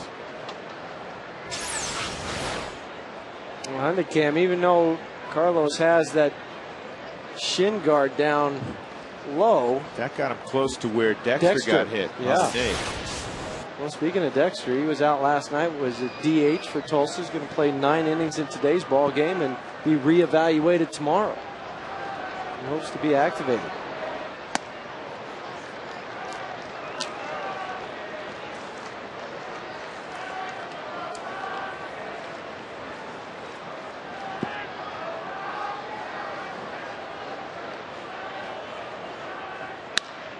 This ball to center field, but it's going to be grabbed by Drew Stubbs. Gonzalez hit it hard. 1 out. Left fielder, number 7, Seth Smith. Seth Smith, a couple of strikeouts today against Homer Bailey. Homered against Homer Bailey. Really, well, you know what? Not the nickname you want if you're a pitcher. No, but it's named after his great-grandfather, so that's why he went with it. His given name is David. Yeah, by a pitcher by the name of Homer, and maybe a hitter, okay. Home run Baker. This is down the line, fair ball. You cannot keep Smith down very long, can you? It rolls around in the corner, fired back in by Darnell McDonald. It is a 1-out double for Seth Smith. A 17th double now this season for Seth Smith. Tried to come inside with that fastball, tried to go up and in, and they just got it in, but not in enough. Seth Smith turns, uses those great hands. Darnell McDonald played this very nicely over in right field. Because if he has any sort of trouble with that at all, Seth's going to go ahead and take third. He just played the carom off the wall and was able to get to it and keep Seth to a double.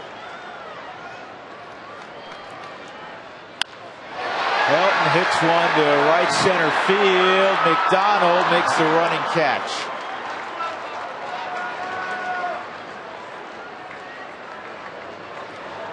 Two outs, and that'll bring up Tulowitzki. We saw a little bit of athletic ability from Darnell McDonald.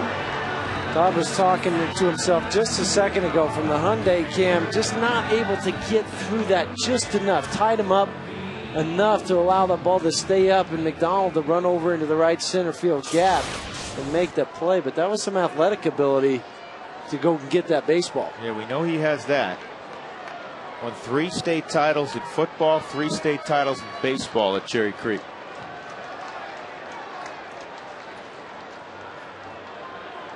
Two outs, Tulowitzki. Troy is 0 for 1 and a walk. Troy been somewhat quiet on this homestand. 5 for 24. Smith's been hot. Gonzalez.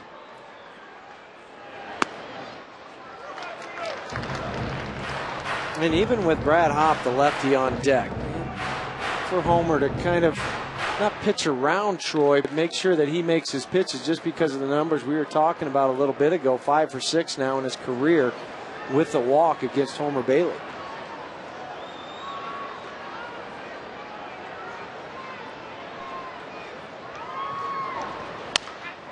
Fouled off.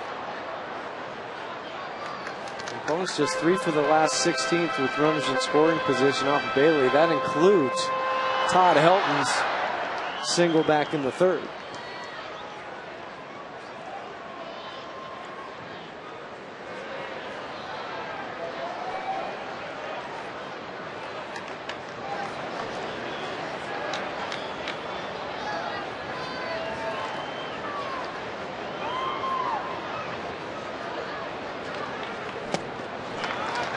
Balls and a strike. Bailey has now thrown 94 pitches as he works here in the 5th inning. So he has continued to pitch well. Last 3 outings, again 3-0, 169 ERA coming in. But the Rockies, true to form, are moving the pitch count way up on a starting pitcher. They're better than any team in the National League at doing that. That's why they lead the league in walks. Well, the other thing, too, with Homer Bailey, young kid, 23 years old, they're not going to put him out there for 120, 125 pitches. No, not They're 10 games below 500. Right. They're 17 games out. They're done for the year. They're having a nice late season run. Dusty Baker realizes that. But, again, there's no way you're going to risk a high pitch count with Homer Bailey. And this ball is driven to right field. McDonald is there, and he makes the catch on pitch number 96. So Smith's double does not factor in scoring. 3-1.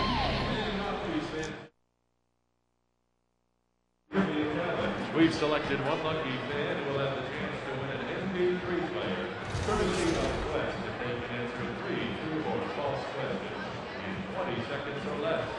We go now live to Lauren with today's contestant, Lauren. Yep, Reed, I'm hanging out here with Joe. Joe, how you doing today? Doing good. All right, and I can tell the rest of your section is doing good. They're going to cheer you on.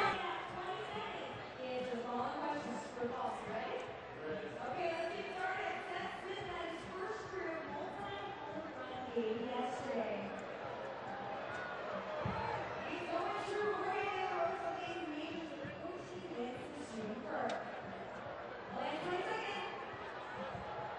He's going through time race toward the end of the batting average. Okay, let's get it right.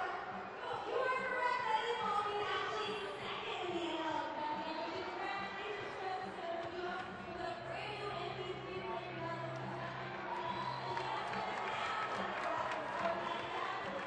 High speed internet. Can I get any more Rockies? All right.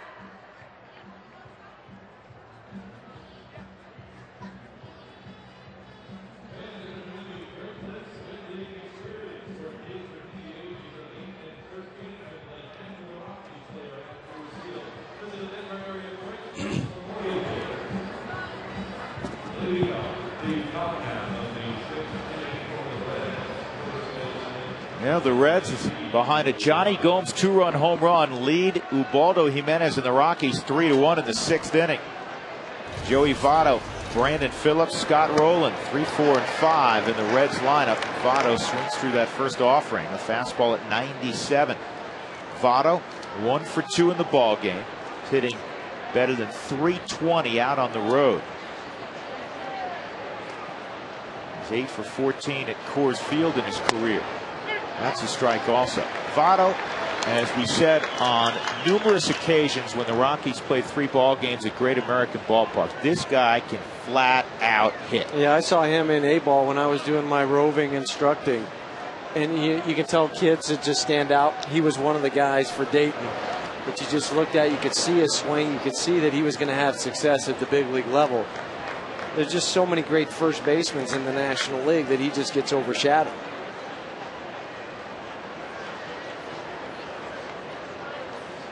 Here's the 1-2. And he stayed off the splitter. That was one of the few splitters we've seen from Ubaldo today.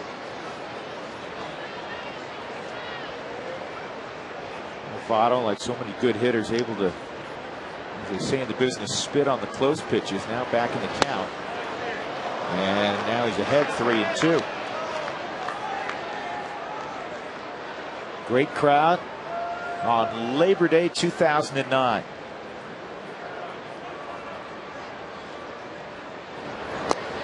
Second. No swing. Votto goes to first, a leadoff walk after being behind 0-2.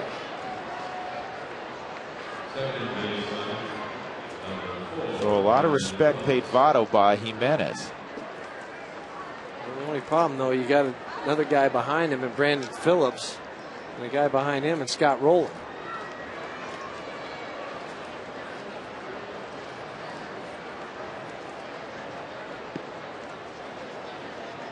Phillips a soft single and then a line shot. It turned into a double play when Barmes leaped and caught the ball and doubled off Votto at second base. It's kind of funny how this game is. That soft liner was not hit very well right off the end of the bat. And then you square one up and it gets caught. Turns into 2 outs. And this is a pop fly down the right field line. This is a long, long run for Barmes, and he makes a great effort. Yes, he did. Now, if he's not playing in double play depth with Votto at first base, he makes that play because he's going to be about 5 steps deeper and 2 steps over to his left. Just a gallant effort to go get it. Missed it by about 1 step. All the way, just looking, tries to slide, and he slides. It helps slow his momentum down so he doesn't crash into that wall.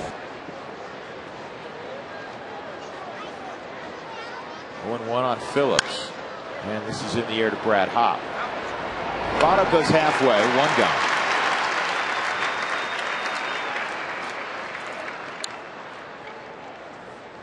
The Reds have won 7 straight road games. They're actually close to 500 out on the road, 32-36. At home, they're 31-37. Scott Rowland has the biggest hit of the ball game from my perspective. You know, Gomes' 2-run home run naturally was huge, but he wouldn't have come up if Rowland didn't come through. Runner at third after the double play that we were talking about with Phillips. And Jimenez gets ahead of Scott Rowland 1-2. Rowland fouls off a number of pitches and then shoots a single to right to tie it up, and that's when Gomes came up. Otherwise, you know, it's 1-0. The Rockies are in the dugout if Jimenez could put away the veteran Rowland. Well, he fouled off 4 pitches during that time. Just a couple where he's just able to nick it enough to stay alive. Nothing where he just fouled it straight back and you think, ooh, he's right on that. He hit a couple dribblers down the third base line. One over towards the dugout, one that just really stayed at home plate and then just punched a single to right.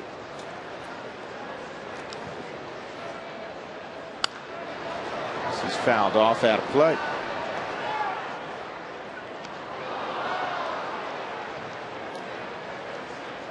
Houston Street played a little catch today.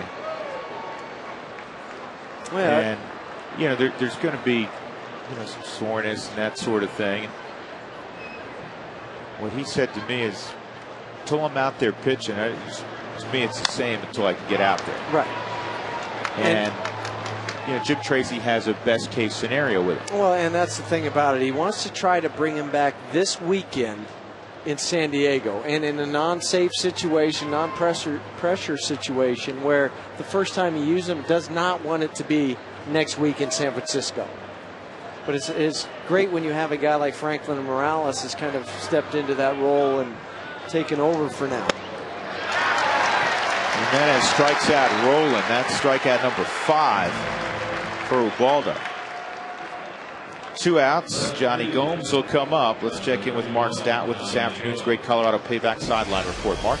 All right, Drew, talking about some pitchers. Well, happy belated 27th birthday to Jason Hamill, the Rockies starter. He goes Wednesday night in this series, turned 27 last week. 2 things about that. On his 25th birthday, he got his first win as a starter in the big leagues when he pitched the Rays to a win at Yankee Stadium, striking out the side in that game.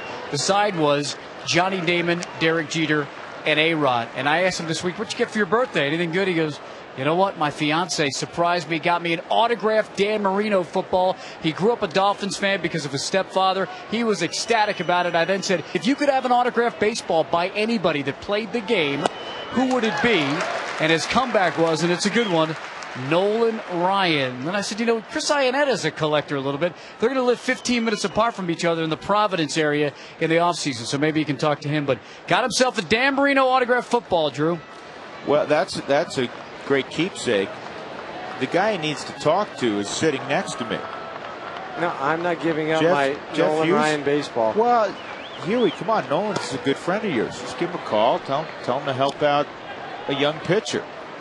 Well, I'll see if I have an extra one in the closet, maybe. And give him a call. I'll call him up after the ball game, see if he can send me one. What's he doing now? Just running the the baseball club. of the Rangers. Doing a good job, also. Yeah, they kind of turned it around. Tough hop. What a play! Nice play by Barman. Bury your chest on it like a catcher. Take the short hop. Gomes is retired. So are the Reds in the 6th. Rockies need some offense against Homer Bailey. Down 3-1.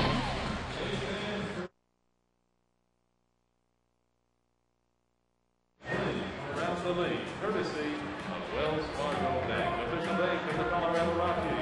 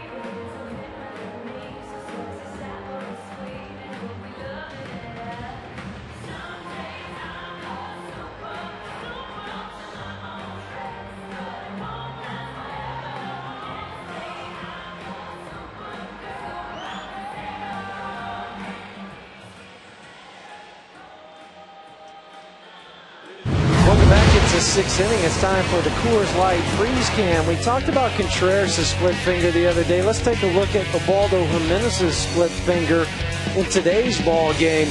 Not quite as wide as what we saw from Contreras, but still the same sort of principle where he gets this finger right on the seam and then turns it over. Doesn't have the action like Contreras' did, as far as more like a knuckleball. That one goes down just a lot harder. That was a Frost Brewed Coors Light Freeze Can.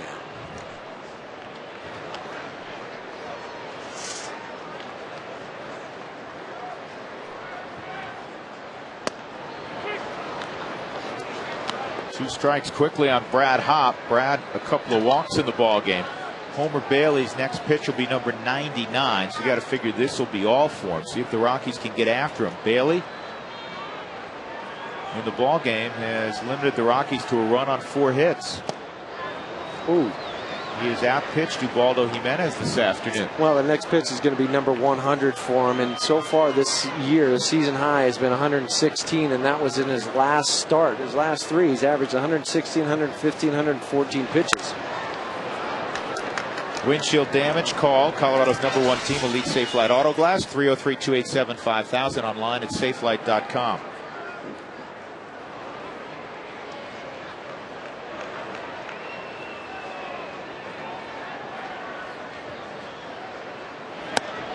Arizona's come back a little bit in the 5th inning against the Dodgers. It's 4-2 LA now. It was 4-0. The Giants are all over the Padres, 5-0. Well, Brad Penny starting the game for the Giants today. And it's 3-2 on Brad. So Homer Bailey has walked 4 in the game. Twice he's walked Hop. And he's in danger of doing that again here, leading off the 6th inning. And he did. Yep. So Homer Bailey perhaps fatiguing a little bit. Let's see if Dick Cole comes out, the pitching coach for Cincinnati. Fans feed Rockies fever at Taco Bell. If the Rockies score 7 or more runs during any game, go to participating Colorado Taco Bell locations the next day between 4 and 6. Feed your fever with 4 tacos for $1. That's a steal. You can do it today. 5 walks now for Homer Bailey. There's a strike on Stewart. Well, the other thing, too, Homer Bailey, his spot is due up 3rd next inning for the Cincinnati Reds. Finally, a little bit of activity stirring around out in the Cincinnati bullpen. Stewart lines that foul. He's behind 0-2. Stewart, last inning, 2 innings ago, came up with runners at 1st and 2nd. And struck out looking. Now on that fastball inside, the hip side fastball started in, work it back to the inside 3rd of the plate. Same exact location they tried to go there, just up a little bit more. Here's an additional update on that ball game in Arizona. The reason it's now 4-2, Chris Young hit a 2-run home run. That's 4 home runs in less than 24 hours for the former slumping center fielder of Arizona. And for the 3rd time today, Ian Stewart will have to walk back to the dugout, bat in hand. And the next Dollar Hot Dog is Tuesday, September 8th against the Cincinnati Reds. The first 10,000 fans through the gates receive a coupon for a $1 hot dog courtesy of Hebrew National. Get your tickets to this game at any of your Rockies ticket outlet or online at ColoradoRockies.com. That's tomorrow night, 6:30 start. See if Barmes can run into one. 0 for 2. And he takes ball 1.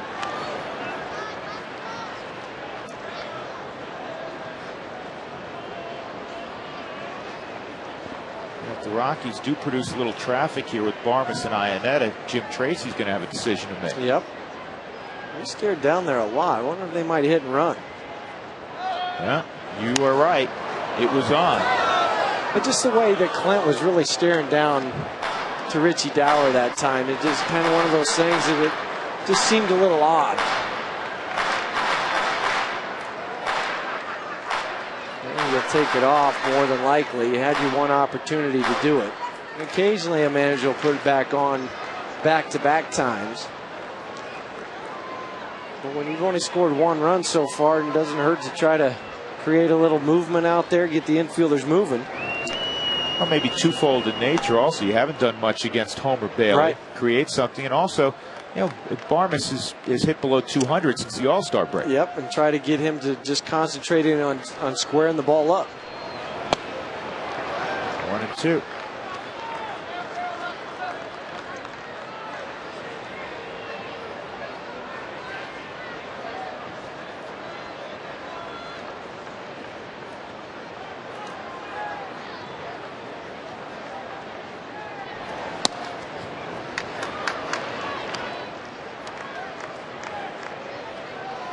Bailey still has the good velocity, 97 miles an hour on that last fastball. This is the first time he's ever pitched at Coors Field. He's handling it well.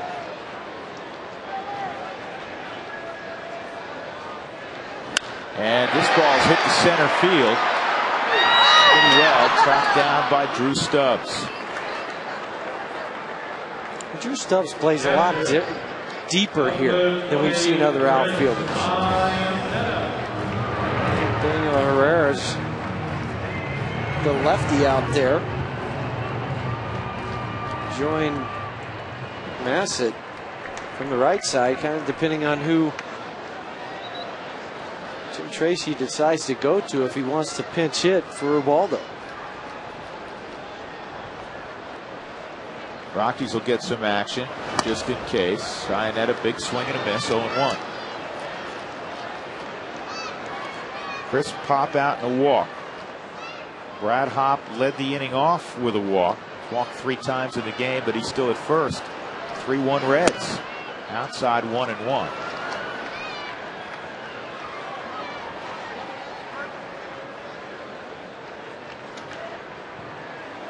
This has continued. This outing by Homer Bailey's continued a strong trend for the Reds. Their starters the last couple of weeks have been terrific. And this is fouled off. Well, that's why they've been 12-2 in the last 14 ball games, because of their starting pitching. As you mentioned, in 30 innings, we're just a 1.69 ERA there in the last 3 starts, but overall, just a sub-3. And that's why the record is what it is.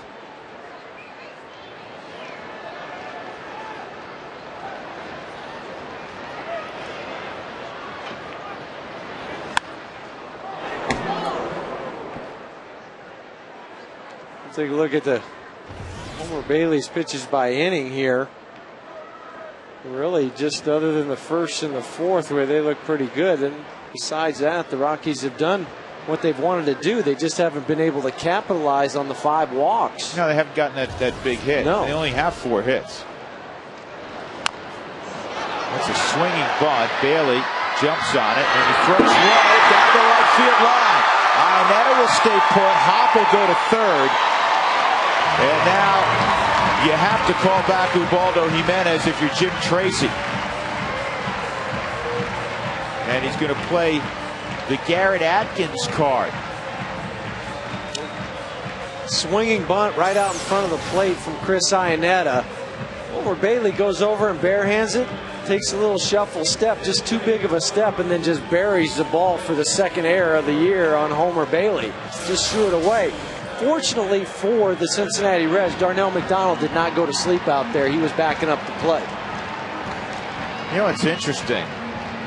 So it'll be a rare, shorter outing for Jimenez. He keeps his streak intact of pitching at least 6 innings now in 25 straight ball games. But he's gone for Garrett Atkins, and Homer Bailey at 117 pitches is going to be gone as Dusty Baker's bringing his whole lineup card out with him to the mound. There's no signal yet. I think he's trying to buy a little extra time for his pen. And now he's made a move. He's going to bring in the right-hander, naturally, with Atkins coming up. Nick Bassett will be next for the Reds. Rockies with 2 outs have 2 on.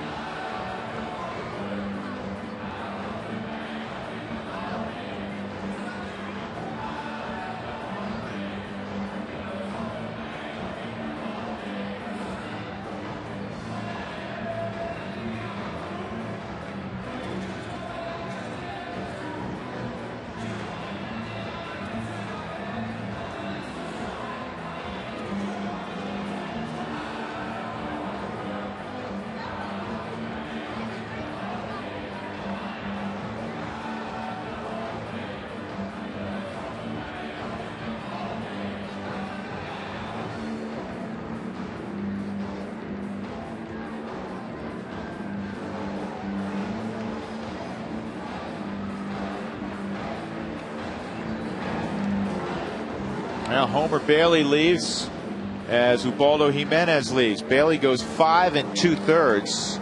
He leads 3-1. And with runners at first and third, Garrett Atkins will pinch hit for Ubaldo Jimenez.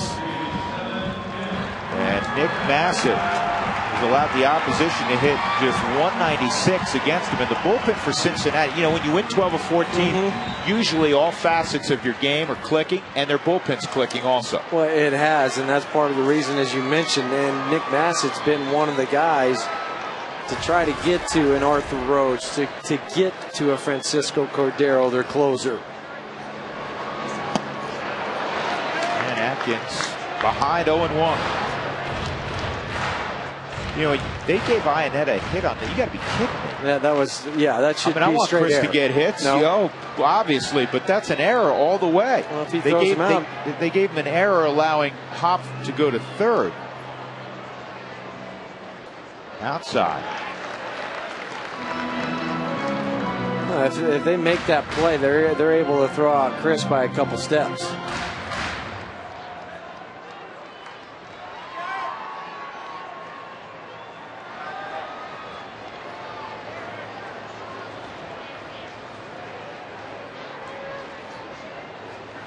Outside, it gets away. Here comes Hop to the plate, and he's out by a bunch.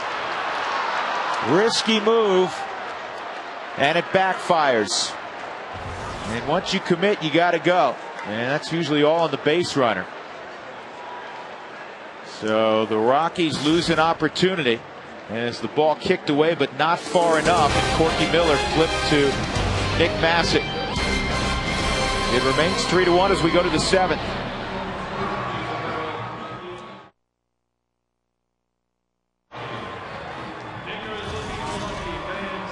Authentic Rockies.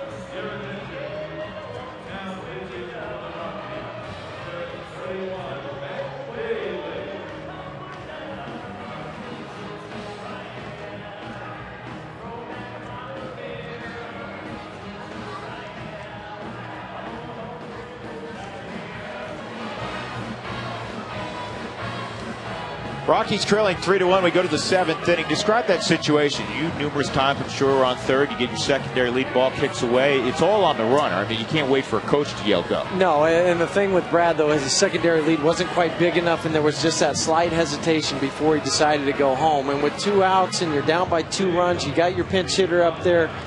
You have to be 100% sure that you're going to make it in that situation. And the other thing, too, is once you take off, you can't stop and go back. One more look at it. Now, Brad's only about 12, 15 feet away from third, and right there, see that little half step going back? Once you do that, you shouldn't then try to change direction and go the other way unless you have the speed of a Dexter Fowler or Carlos Gonzalez. Darnell McDonald at the plate. Matt Daly's the new pitcher for the Rockies, and it is 0-1. Darnell struck out twice against Ubaldo Jimenez. The line on Jimenez, and he's on the short end right now. He goes 6 innings, gives up 3 runs on 6 hits, walks 3, and strikes out 5. On the ground is short. Tulowitzki throw out McDonald. He still runs well,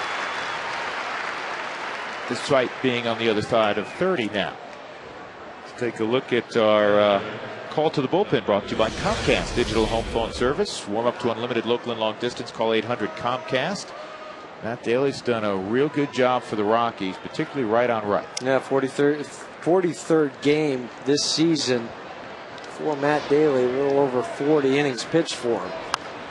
Corky Miller fouls it off. Righties have hit 190 against Matt Daly. Lefties at 269. And just because of his arm angle, the way he sets up before he decides to deliver the ball, he really hides it very well to right-handed hitters.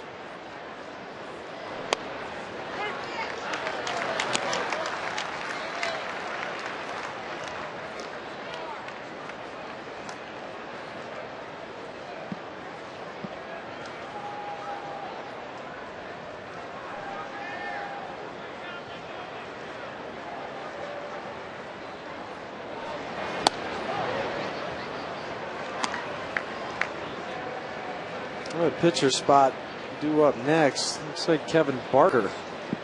Only left-hander, true left-hander. Drew Sutton, a switch hitter, would be available from the left side. Barker, the lone lefty. He went around, yes, didn't he did. Yeah, he's got it.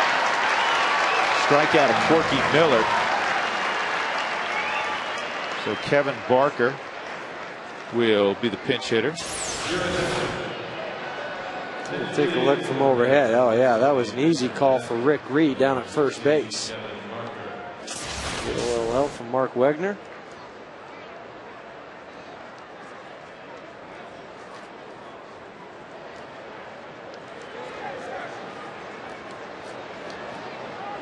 The way things fell in the rotation for Cincinnati.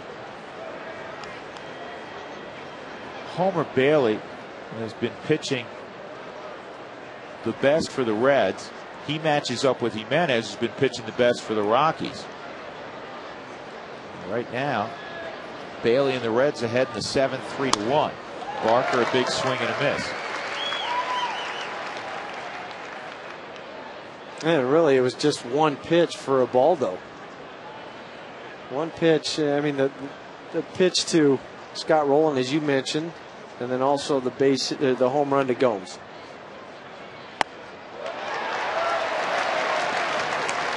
So far, Matt Daly is just overpowering Kevin Barker.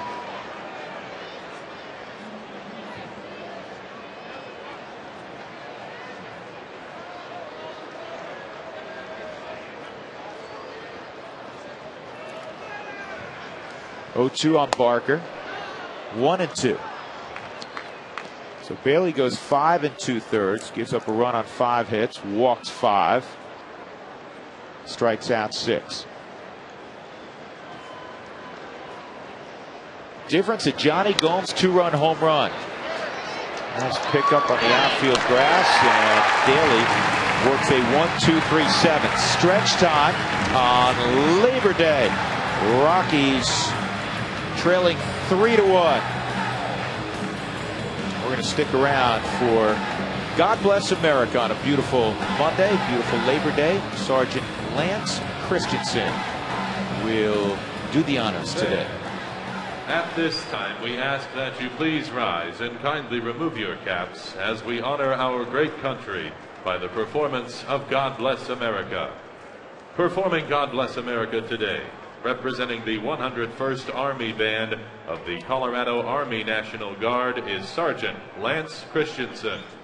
Please welcome Sergeant Christensen and join him by singing along to God Bless America.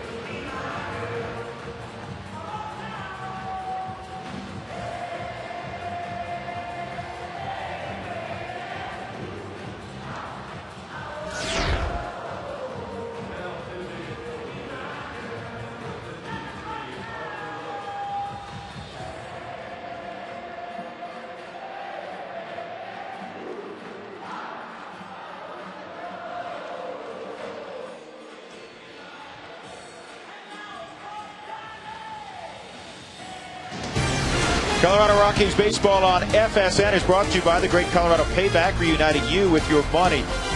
By the Courtyard by Marriott on the 16th Street Mall. Ask about our hometown sports package. And by Bird Auto. To find great deals on used cars, visit ColoradoWheelsOnline.com or pick up a magazine at over 200 locations. Splendid Labor Day at the ballpark. 2 minutes from the Platte River. The Rockies trailing the Reds 3-1. Eric Young Jr. is going to pinch hit here in the pitcher spot. So Matt Daly, a fine inning of work. And he'll face Arthur Rhodes. I think began his career in the Carter administration. Or so it seems. Well, as a teammate of mine, a couple different places in Baltimore and also in Seattle.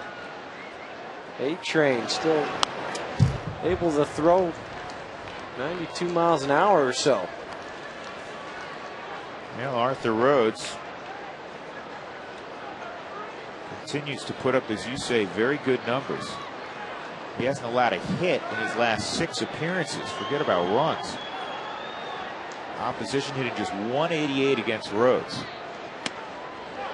1 and 2 on Eric Young Jr. And then you have 2 left-handed bats. That's why Dusty Baker summoned Arthur Rhodes. You have Gonzalez, Smith. Beyond that, you have Helton, another left-handed bat.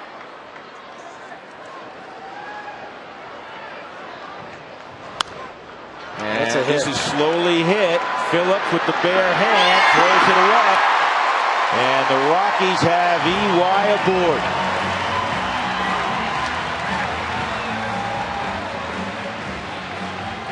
Well, as soon as this ball got by Arthur Rhodes, that's why I said it was going to be a hit. That's such a tough play for Brandon Phillips to be able to go. Joey Votto take one step, realize, you know what, he's not going to have a chance, and then the slide arm throw, and with Eric Young Jr.'s speed, just able to beat it out. And look at him get down the line and reach for the bag at the last instant, and then turned, and that was a good thing. He didn't turn to make the break towards second base. So Carlos Gonzalez, 1 for 3. Got an 8-game hitting streak now, and he had a quality swing there. 0-1. Dusty Baker, during batting practice today, was asking me about Eric Young Jr. Said, so is he as fast as his dad? And I said, I think he's faster. I think he is too. An opportunity to watch both of them. I think EY Jr.'s faster. Stayed off the slider. It's 1-1. Dusty said, really? I said, yeah, Dad says the same thing.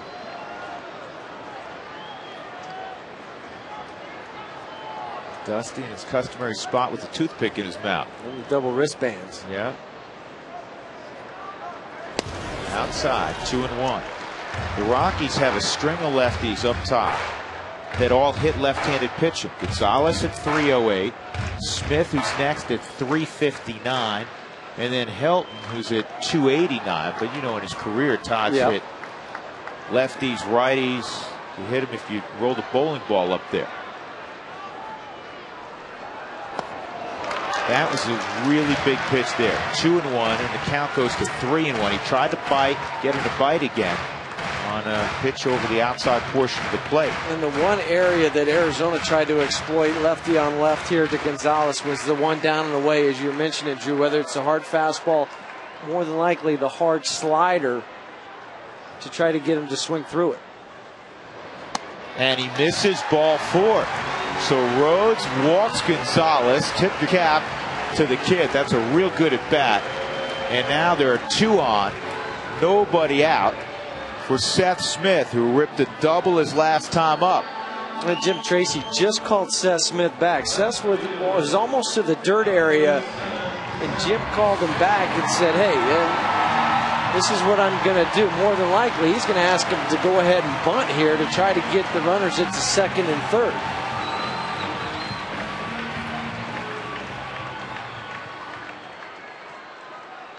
Great speed on base.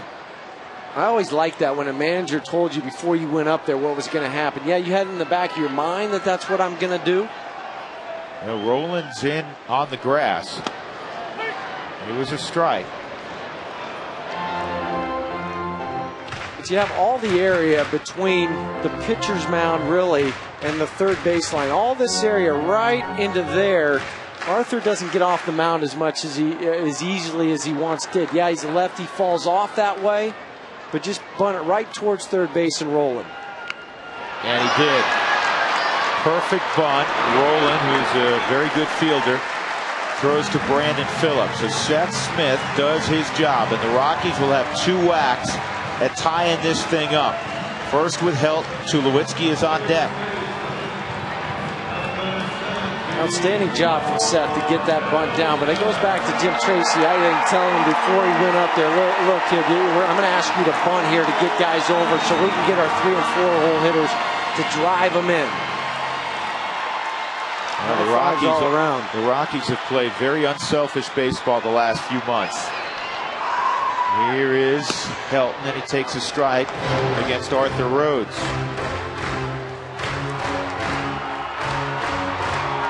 Todd hitting .322 with runners in scoring position.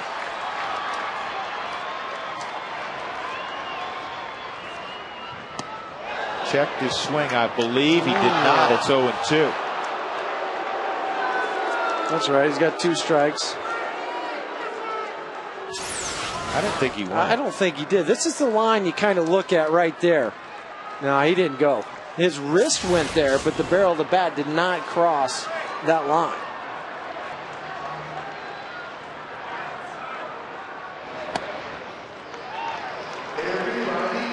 Todd against Arthur Rhodes, 2 for 5.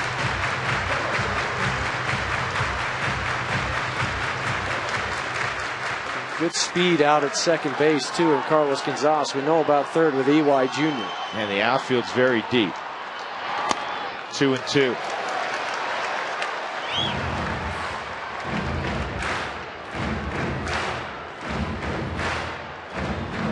Three runs, 6 hits, and an error for Cincinnati. A run on 6 hits and an error for Colorado.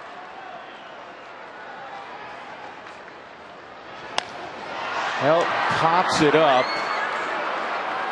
and it is caught in left field. And here's the throw to the plate. Young beats it.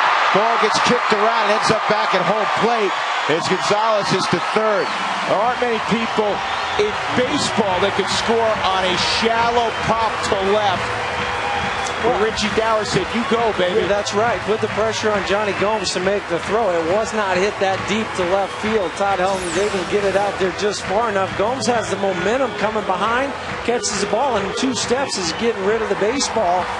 Offline, though, right towards where the runner's going. The only option that the catcher Corky Miller had was to try to catch and make the sweep tag all in one motion. The other thing that happened, though, with 2 strikes now, or 2 outs, it also allowed Carlos Gonzalez to move up to third base because they weren't able to cut the ball off. And now you have a right-handed bat in Tulowitzki. Tying run at third, 2 outs. And Tulo line drive, base hit! And the Rockies have tied it up. 2 runs in the 7th. Some gambling on the base pass pay off. Did Tulowitzki get hurt? I don't know for what it was, but you got the trainer out there. Looked like maybe his back. Just don't be an oblique. The reason I say that is injuries take a long time to heal. Tulowitzki walking slowly around. Here's a couple of replays of that line drive just over the glove of Brandon Phillips. I didn't see anything on that swing that would indicate.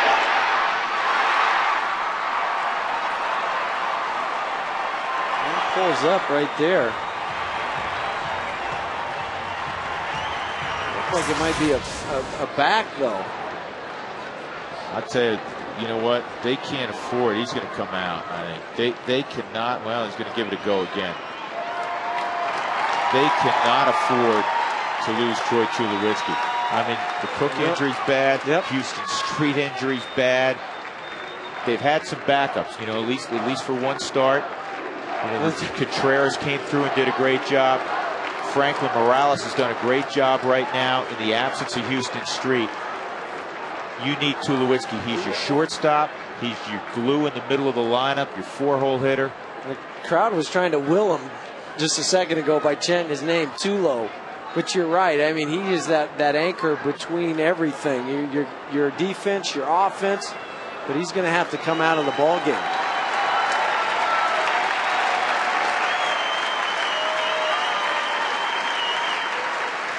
Let's check in with Mark Stad, who's probably about 60 feet away. Mark?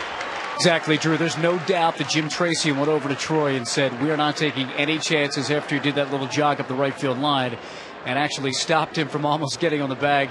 They're going to obviously sit him down and make a change. But you know how Jim Tracy did. He's going to play things safe and close to the vest at this time in September, guys. Well, the Rockies, thank you, Mark, have had such good health for the most part throughout the year. They had the Jeff Francis injury in spring training. More or less, they've been very healthy, and now they're getting a nick or two at the wrong time of the year. So Quintanilla will pinch run. Brad Hopp, who's walked 3 times, is at the plate. And he takes a slider for a strike. Well, let's just hope it's not too bad. You catch it, get him out of there early enough, get a lot of treatment in him the rest of the day. The ice, the stim machine they're able to do. And one of the problems, Huey, is not that you ever have a prolonged off period, but there's not any days off over the next 10 days. No, there's not. And you look at it too. I mean, you're fortunate that you don't play until tomorrow night, so you can have almost 24 hours to try to do it and get you back healthy again.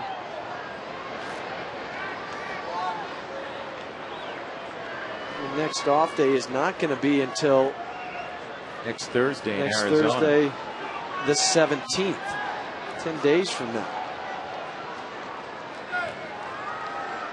0-2 on Hopp. 3-3 ball game. So Jimenez spits the bit. Right now, if the score is tied like this going into the 8th inning, you can get Rafael Betancourt, your 8th inning guy, out there in a tie ball game.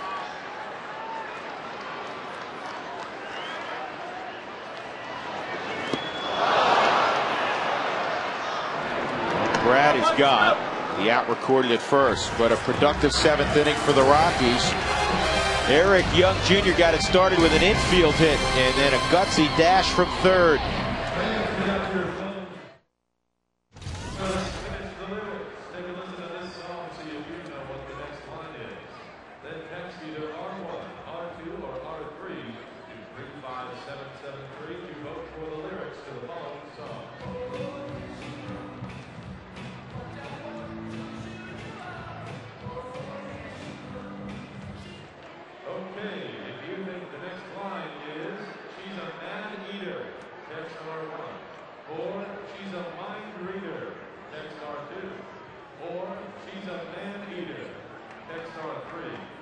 Send your answer to 35773 to cast your vote now.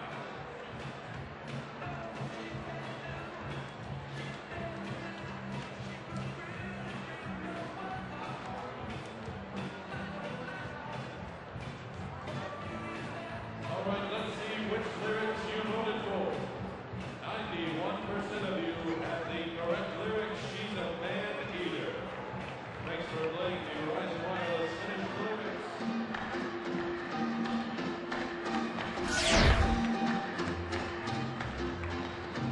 Your attention. Defensive changes for the Rockies. Remaining in the game, playing shortstop, number 6, Omar Quintanilla.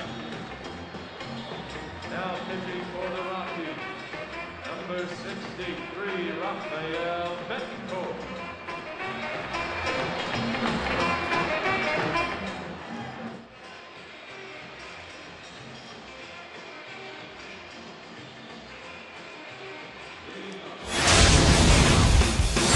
Today's Speed of the Game brought to you by Verizon Wireless. First, the 75-foot single for Eric Young Jr.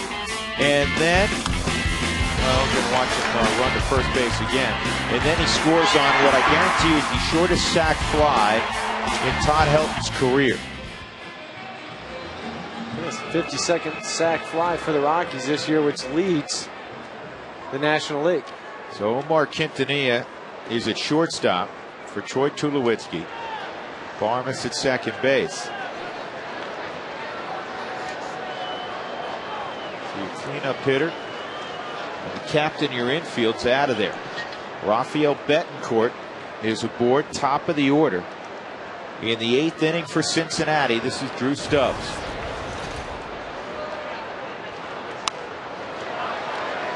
Sliders fouled off. Daly worked a 1-2-3 7th inning.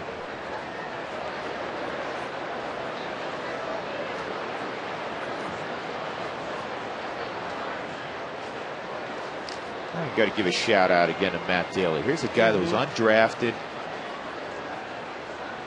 He's come up from Colorado Springs, been up for several months now. He's done a marvelous job. Well, he has 43 ball games now for Daly. ERA just right around 3.0 or 3.5. He just really has no fear, and that's the thing about him. When you go undrafted, sometimes you don't have that fear. What do I have to lose? What do I have to lose? Great addition to the clubhouse. I mean, the last inning or so has played out nicely for the Daly. Comes in, boom, boom, boom, gets 3 outs. You get the couple base hit or base hit and a walk, sack bunt, sack fly, 2-out RBI.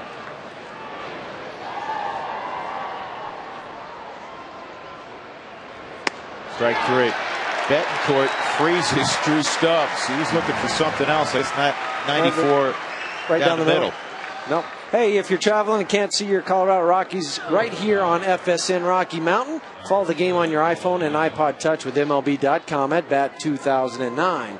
Featuring play-by-play, real-time box scores, and video highlights. Visit ColoradoRockies.com on your iPhone or iPod Touch to purchase today.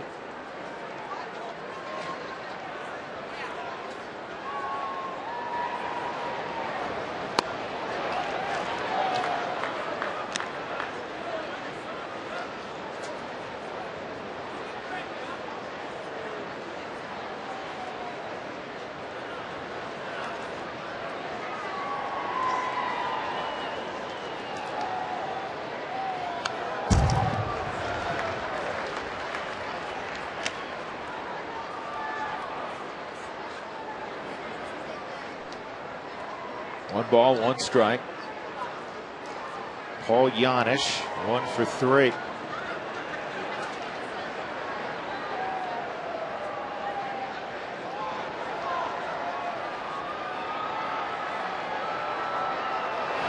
Oh, good fastball. 94 mile an hour on that last fastball. Giants, with the replay, I'll give you the Giants score in a moment. There's the swing and a miss. Yeah, he just blew it right by Janisch. 8th inning now. 4-2 Dodgers still in Arizona. 5th inning Giants up on San Diego 6-1. Rockies up 2 in the wild card, 3.5 behind LA. And this is an easy play in right.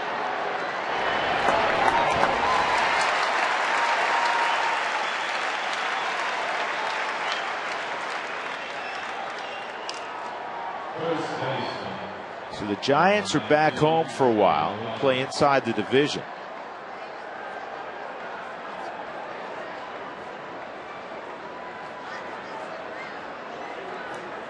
You know, the Giants are watching the scoreboard just like the Rockies do right now, and they were probably sitting there going, okay, 3-1 Cincinnati. It's that time of year. It is. That's what makes this time so much fun.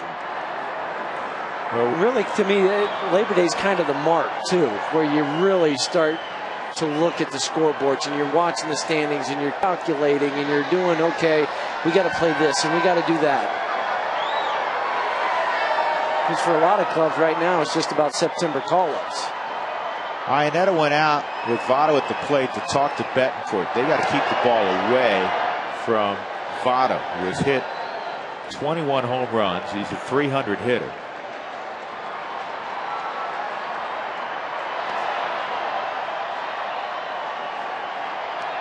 Yeah, if he's going to beat you, make him beat you going to the opposite field.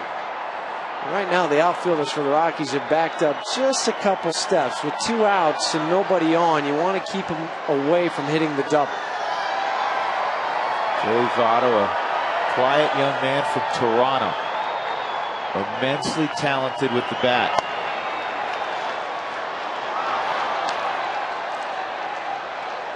Highest road batting average. We were chatting about this earlier. Votto came in with a .320 average, 5th in the league. Ramirez, Braun, Kemp, and Wright ahead of him. That's a pretty good group.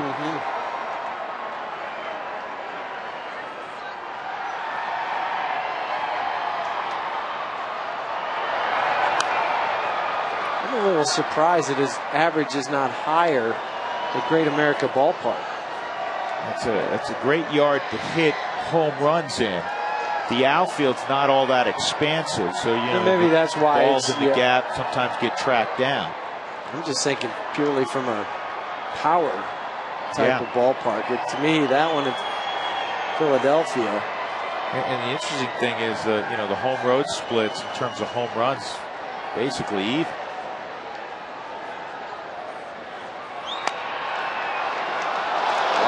Wegner turned the other way, said, "Oh, it's outside, 3-1." Well, when they turn the other way, that's an indication that it was off the plate. Take a look. Boy, I'm telling you what, we've seen him call that a strike. That looked pretty good. Chris didn't move, just framed it perfectly. Look where Votto's hands are. I mean, they're right in the middle of the plate almost. Yep. And he is all over the plate. He's trying to get to that outside corner, make it middle half in. That pitch was middle half in, and Votto surprisingly didn't fire at it. Unfortunately, that he did not, because it did not hit the location that Chris wanted. Had to reach back about 4 or 5 inches across his body, just a little bit. Talk about guys looking location. Yeah. Votto clearly was looking away, and probably got surprised that he got one on the inner half. You know what the situation is here, where they're going to try to pitch to you, because that's all they've been doing so far. A lot of success here and a handful of at-bats, relatively speaking. He got it. Chased up high. Good work by Rafael Betancourt. He retires the top of the Reds order in the 8th. We're tied at 3. The Rockies in the bottom half of the inning will begin with Ian Stewart. Rockies vision for baseball bloopers from around the league. Thanks to the Denver Post.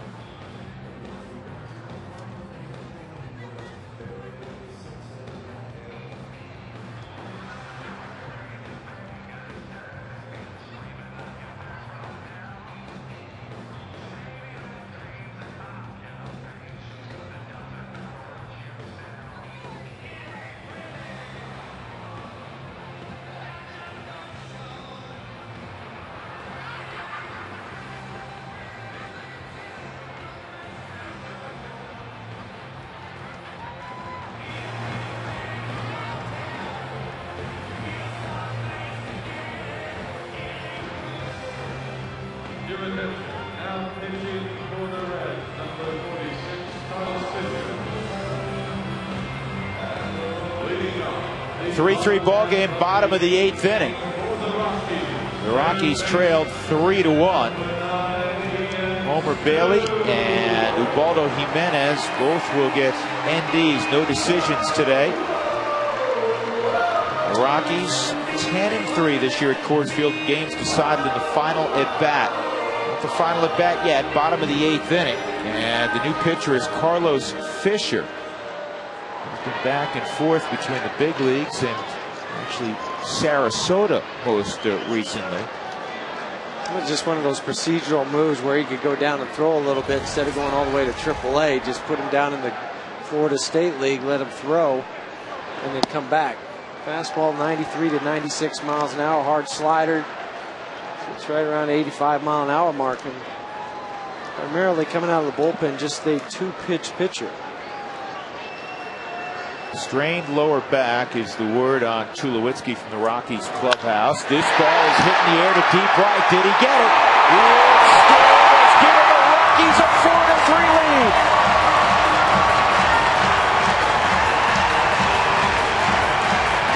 Home run number 23. What a time for it. Remember in our open we were talking about the power surge here on this homestand for the Colorado Rockies. Talking to Don Baylor, he said, you know what, it's not the first pitch usually, it's somewhere deeper into the count. Well, this was the second pitch, and he jumps all over the 93-mile-an-hour fastball. And got out in a hurry. Strike on Clint Barmes. How good this must feel, because coming into the at-bat, Stewart was 0 for 3 with 3 strikeouts. Boy, the Hyundai cam just shows the extension of how it goes, but you're right, Drew. It was nice. I mean, 3 punch-outs. You're thinking, man, oh man, I had an opportunity a couple different times to drive in runs earlier in the ball game. Let me do something, and he does. 4-3 Colorado. And this is a base hit to left. Barmes racing around first. And I'll put the brakes on as Johnny Gomes got to it. So a home run and a single. Great Carlos Fisher.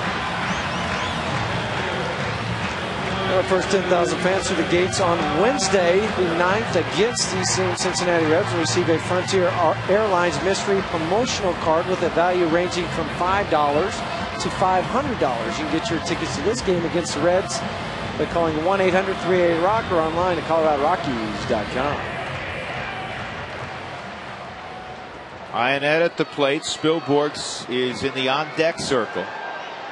Rockies trying to provide insurance for Franklin Morales. Well, Chris is going to have to lay down a bunt here.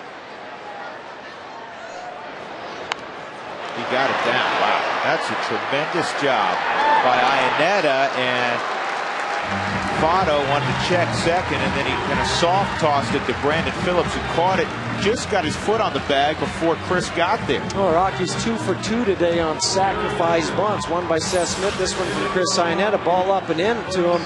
Breaking pitch, able to get back just a little bit. Votto looks to second base, made the wise play. And then you're right, a hustle from Chris Ionetta made that play a lot closer than it should have been. But now it does bring up Ryan Spilborghs, who is 6 for 24 as a pinch hitter with 7 RBIs. Spilborghs 0 for 7 at the plate of late. And a chance to provide the Rockies with a 2-run cushion. And sometimes, Jeff, and you know how difficult it is to bunt big league pitching. Sometimes we just take it for granted. Oh, he'll get the bunt down. Well, good teams, really good teams in September, have to do it. And the Rockies have been doing it with great regularity. In fact, it's very unusual. I can only remember a couple of times over the last few weeks where they failed to get it down when they needed a bunt. Well, I think about both times today. It allowed them the opportunity to at least drive in the runs. They did it with Helton. He was able to drive in Tulo. And now with Clint out at second base, another opportunity. But that's just playing unselfishly. Yeah. You know, winning clubs, as you mentioned, Drew, do that. They'll say, you know what, this isn't about me. This is about the team, and the manager's asking me to do this right now. I've seen a number of times where guys go, oh, man, why is he asking me to sack bunt? Doesn't he know I can hit the ball out? Well, that's not what it calls for right here. 2-1 on Spilborghs.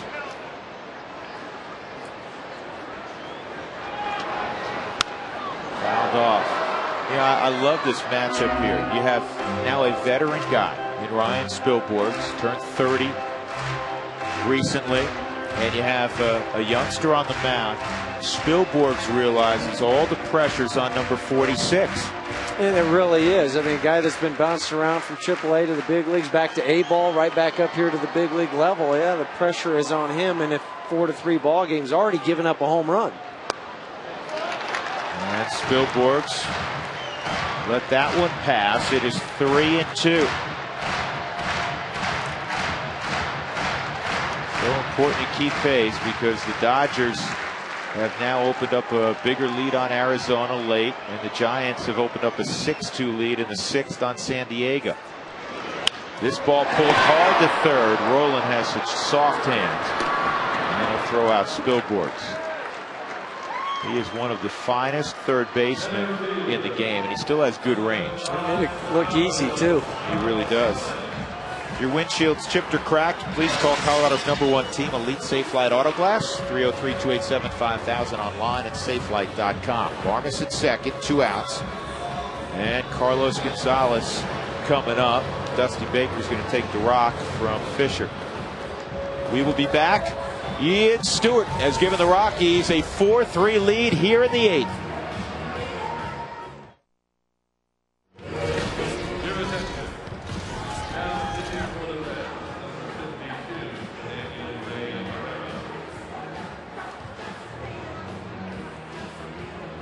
Your attention, we direct your attention to Rockies Vision for today's installment of Rockies Spelling Bee.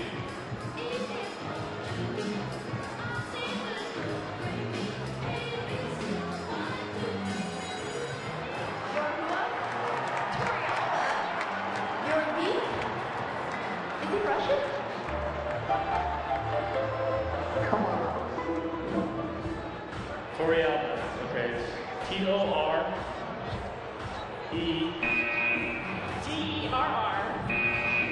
T-E-R-R. Nope. No. T-O-Y-A-L-B-A.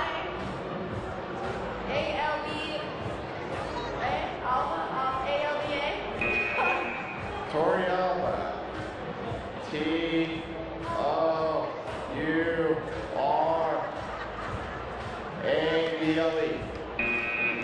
No, not even close here. So you got T-E-L-I.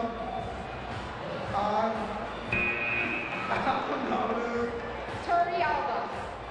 T-O-R-B-I-L-E.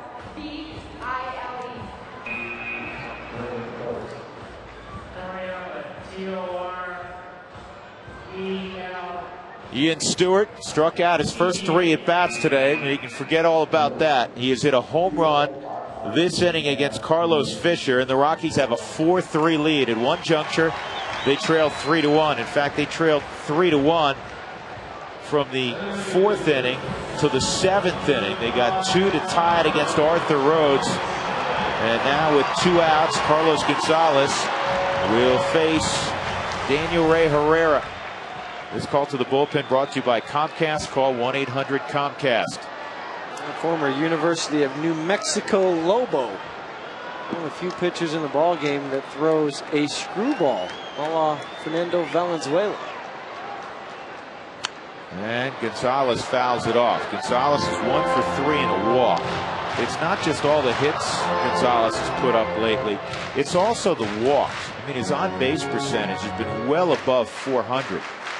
Well, think about the walk that he was able to get off of Arthur Rhodes.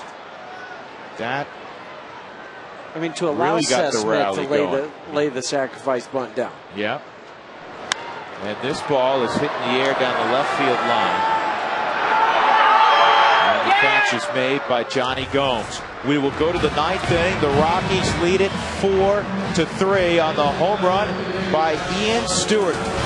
His 23rd of the year.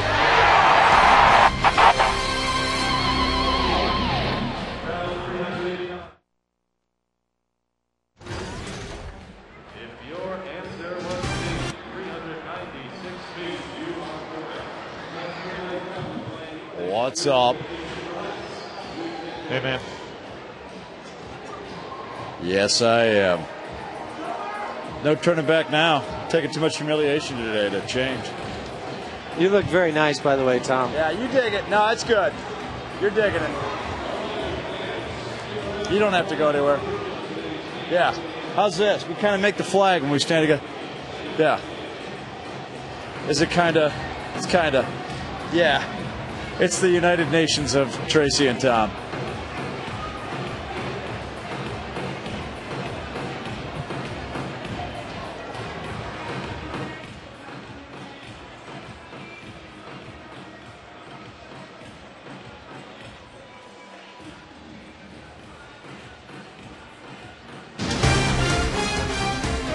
Colorado Rockies baseball on FSN is brought to you by Comcast Digital Home Phone Service. Warm up to unlimited local and long distance. Call 1-800-COMCAST.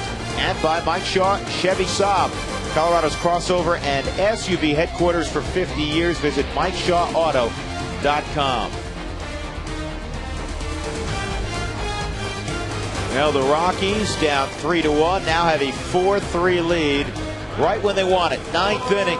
As they turn the baseball to Franklin Morales, we will turn it over briefly to Tom Helmer. Tom? Howdy, partner. We're kind of trying to make an American flag out here. In case you didn't know, Tracy went shopping for me over the weekend. How's that look? Pretty good? Looks good. It looks real good on your team. Yeah, it's gone over like a lead balloon for me. But we will talk about Mr. Quality in the post game. Ubaldo Jimenez, another start where he goes 6 innings. We'll also get you update on the Troy story. Troy Tulowitzki looks like he might have hurt an oblique or his lower back on that play. We'll get you updated on that. And Sweet Stew. Ian Stewart does it again with a long bomb. We'll talk about all that and our clothing on the post-game report. Drew? All right, we'll go back to the OK Corral afterward. You got it. Giddy up, guys.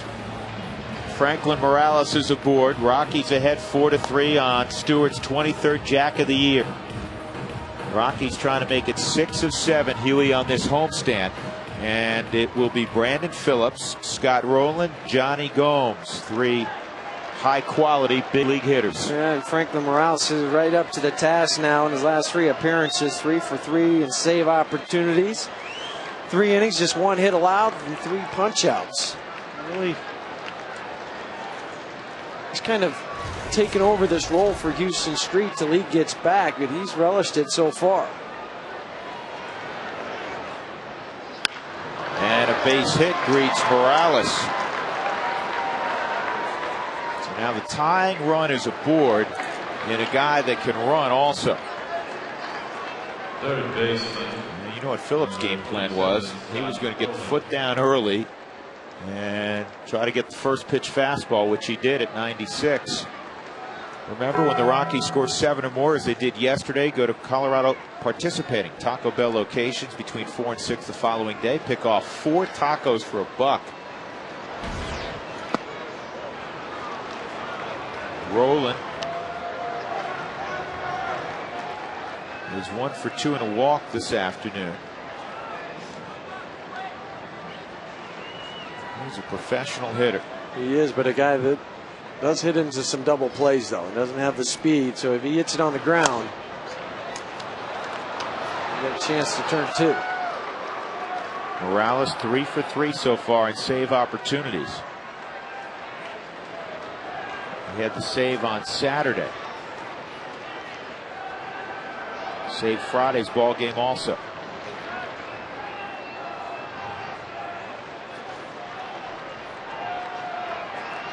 I like that little step off move there with Brandon Phillips over at first.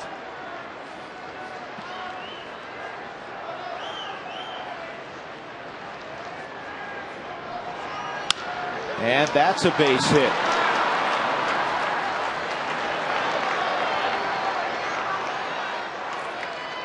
This is really the first time Morales in a 9th inning role has faced adversity. A couple base runners on, but now Jim Tracy's going to come out, not Bob Apodaca. This is one of those ones where he's going to deliver the message. And it's going to be a fatherly message. It is. This is not any sort of reprimand. Nope. He's given up 2 hits. This is a relaxed message, and I think Tracy's one of the best in the game at doing this. Yeah. Because that's his personality. I mean, he's a warm individual. who gives everybody around him a great deal of confidence, and that's exactly what he just did with the young man, Franklin Well, Morales. and notice how all the infielders, everybody came in right there. It wasn't just, okay, the pitcher and the catcher, maybe one infielder, everybody else stays back. Everybody came in, and they came in running in there. Okay, how are we going to do this, Skip? How are we going to play it? You know, the Gomes isn't going to be up there bunting. No.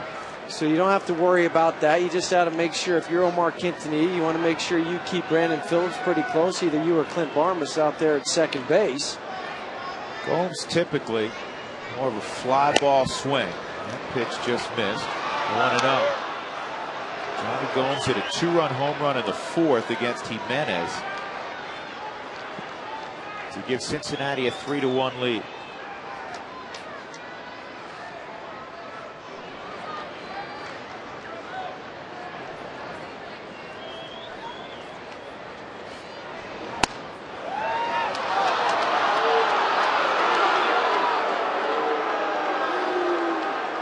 Fell behind Roland 2-0, and now he's 2-0 on Gomes. Well, the one thing that Wegner really hasn't done today is give any sort of those outside corners. He's been pretty tight that way with it. Up and down he's been a little bit different, but not side to side. 3-0.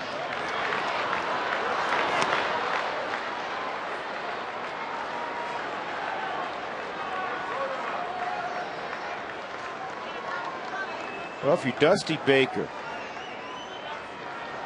you turn him loose? I would. Yeah. Guy like Gomes, been around long enough. That's a strike. He didn't let up at all on that 97-mile-an-hour fastball just to get it over. Maybe they'll hit into a triple play like what happened in the Giants-Milwaukee game yesterday. That would work well. 3-1. Line drive left field. It's playable though, and Smith gloves it. The Gomes hit it hard. Off camera, he threw his arms out to the side as if to say, man, can't hit it better than that. 1 out, and Darnell McDonald coming up. A 3-1 count. He just getting that foot down and hit it hard. Had too much topspin on it, right to Seth Smith. Fortunately, he was playing right where he was. There's his little reaction. There was a little bit more right after he hit the ball.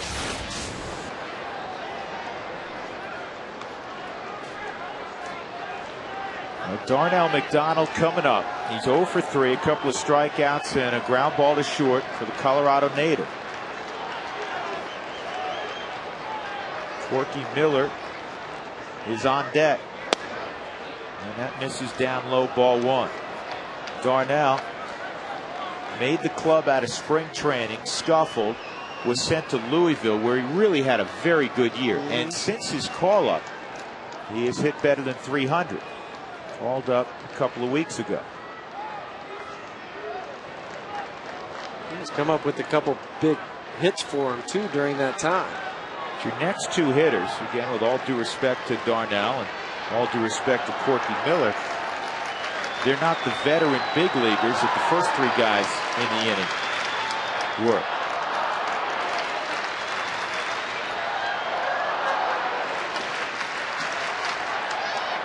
Valentine's come up, grabbed the bat for Corky Miller onto the on-deck circle. So Vladimir Valentine, the backup outfielder, picked off from the Seattle Mariners recently. That's a strike.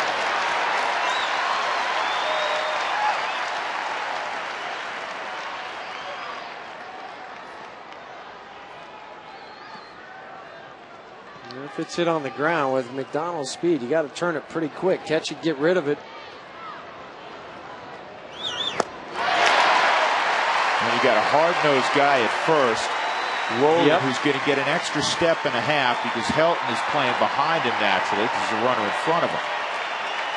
Chris Iannetta right now is going out to talk to Franklin Morales. 2 different things. One, what they're going to throw next to McDonald's, but also 2, Brandon Phillips is starting to bounce off towards second base just a little bit more. I think he's just telling maybe vary your looks out there. If he takes off, so what? We'll try to throw behind to second base, but just make sure you don't let him get that walking lead. changeup there. I'm a little surprised at that. And I thought they might go with the hard slider back door, the 97-mile-an-hour fastball up and away, see if you can hit it.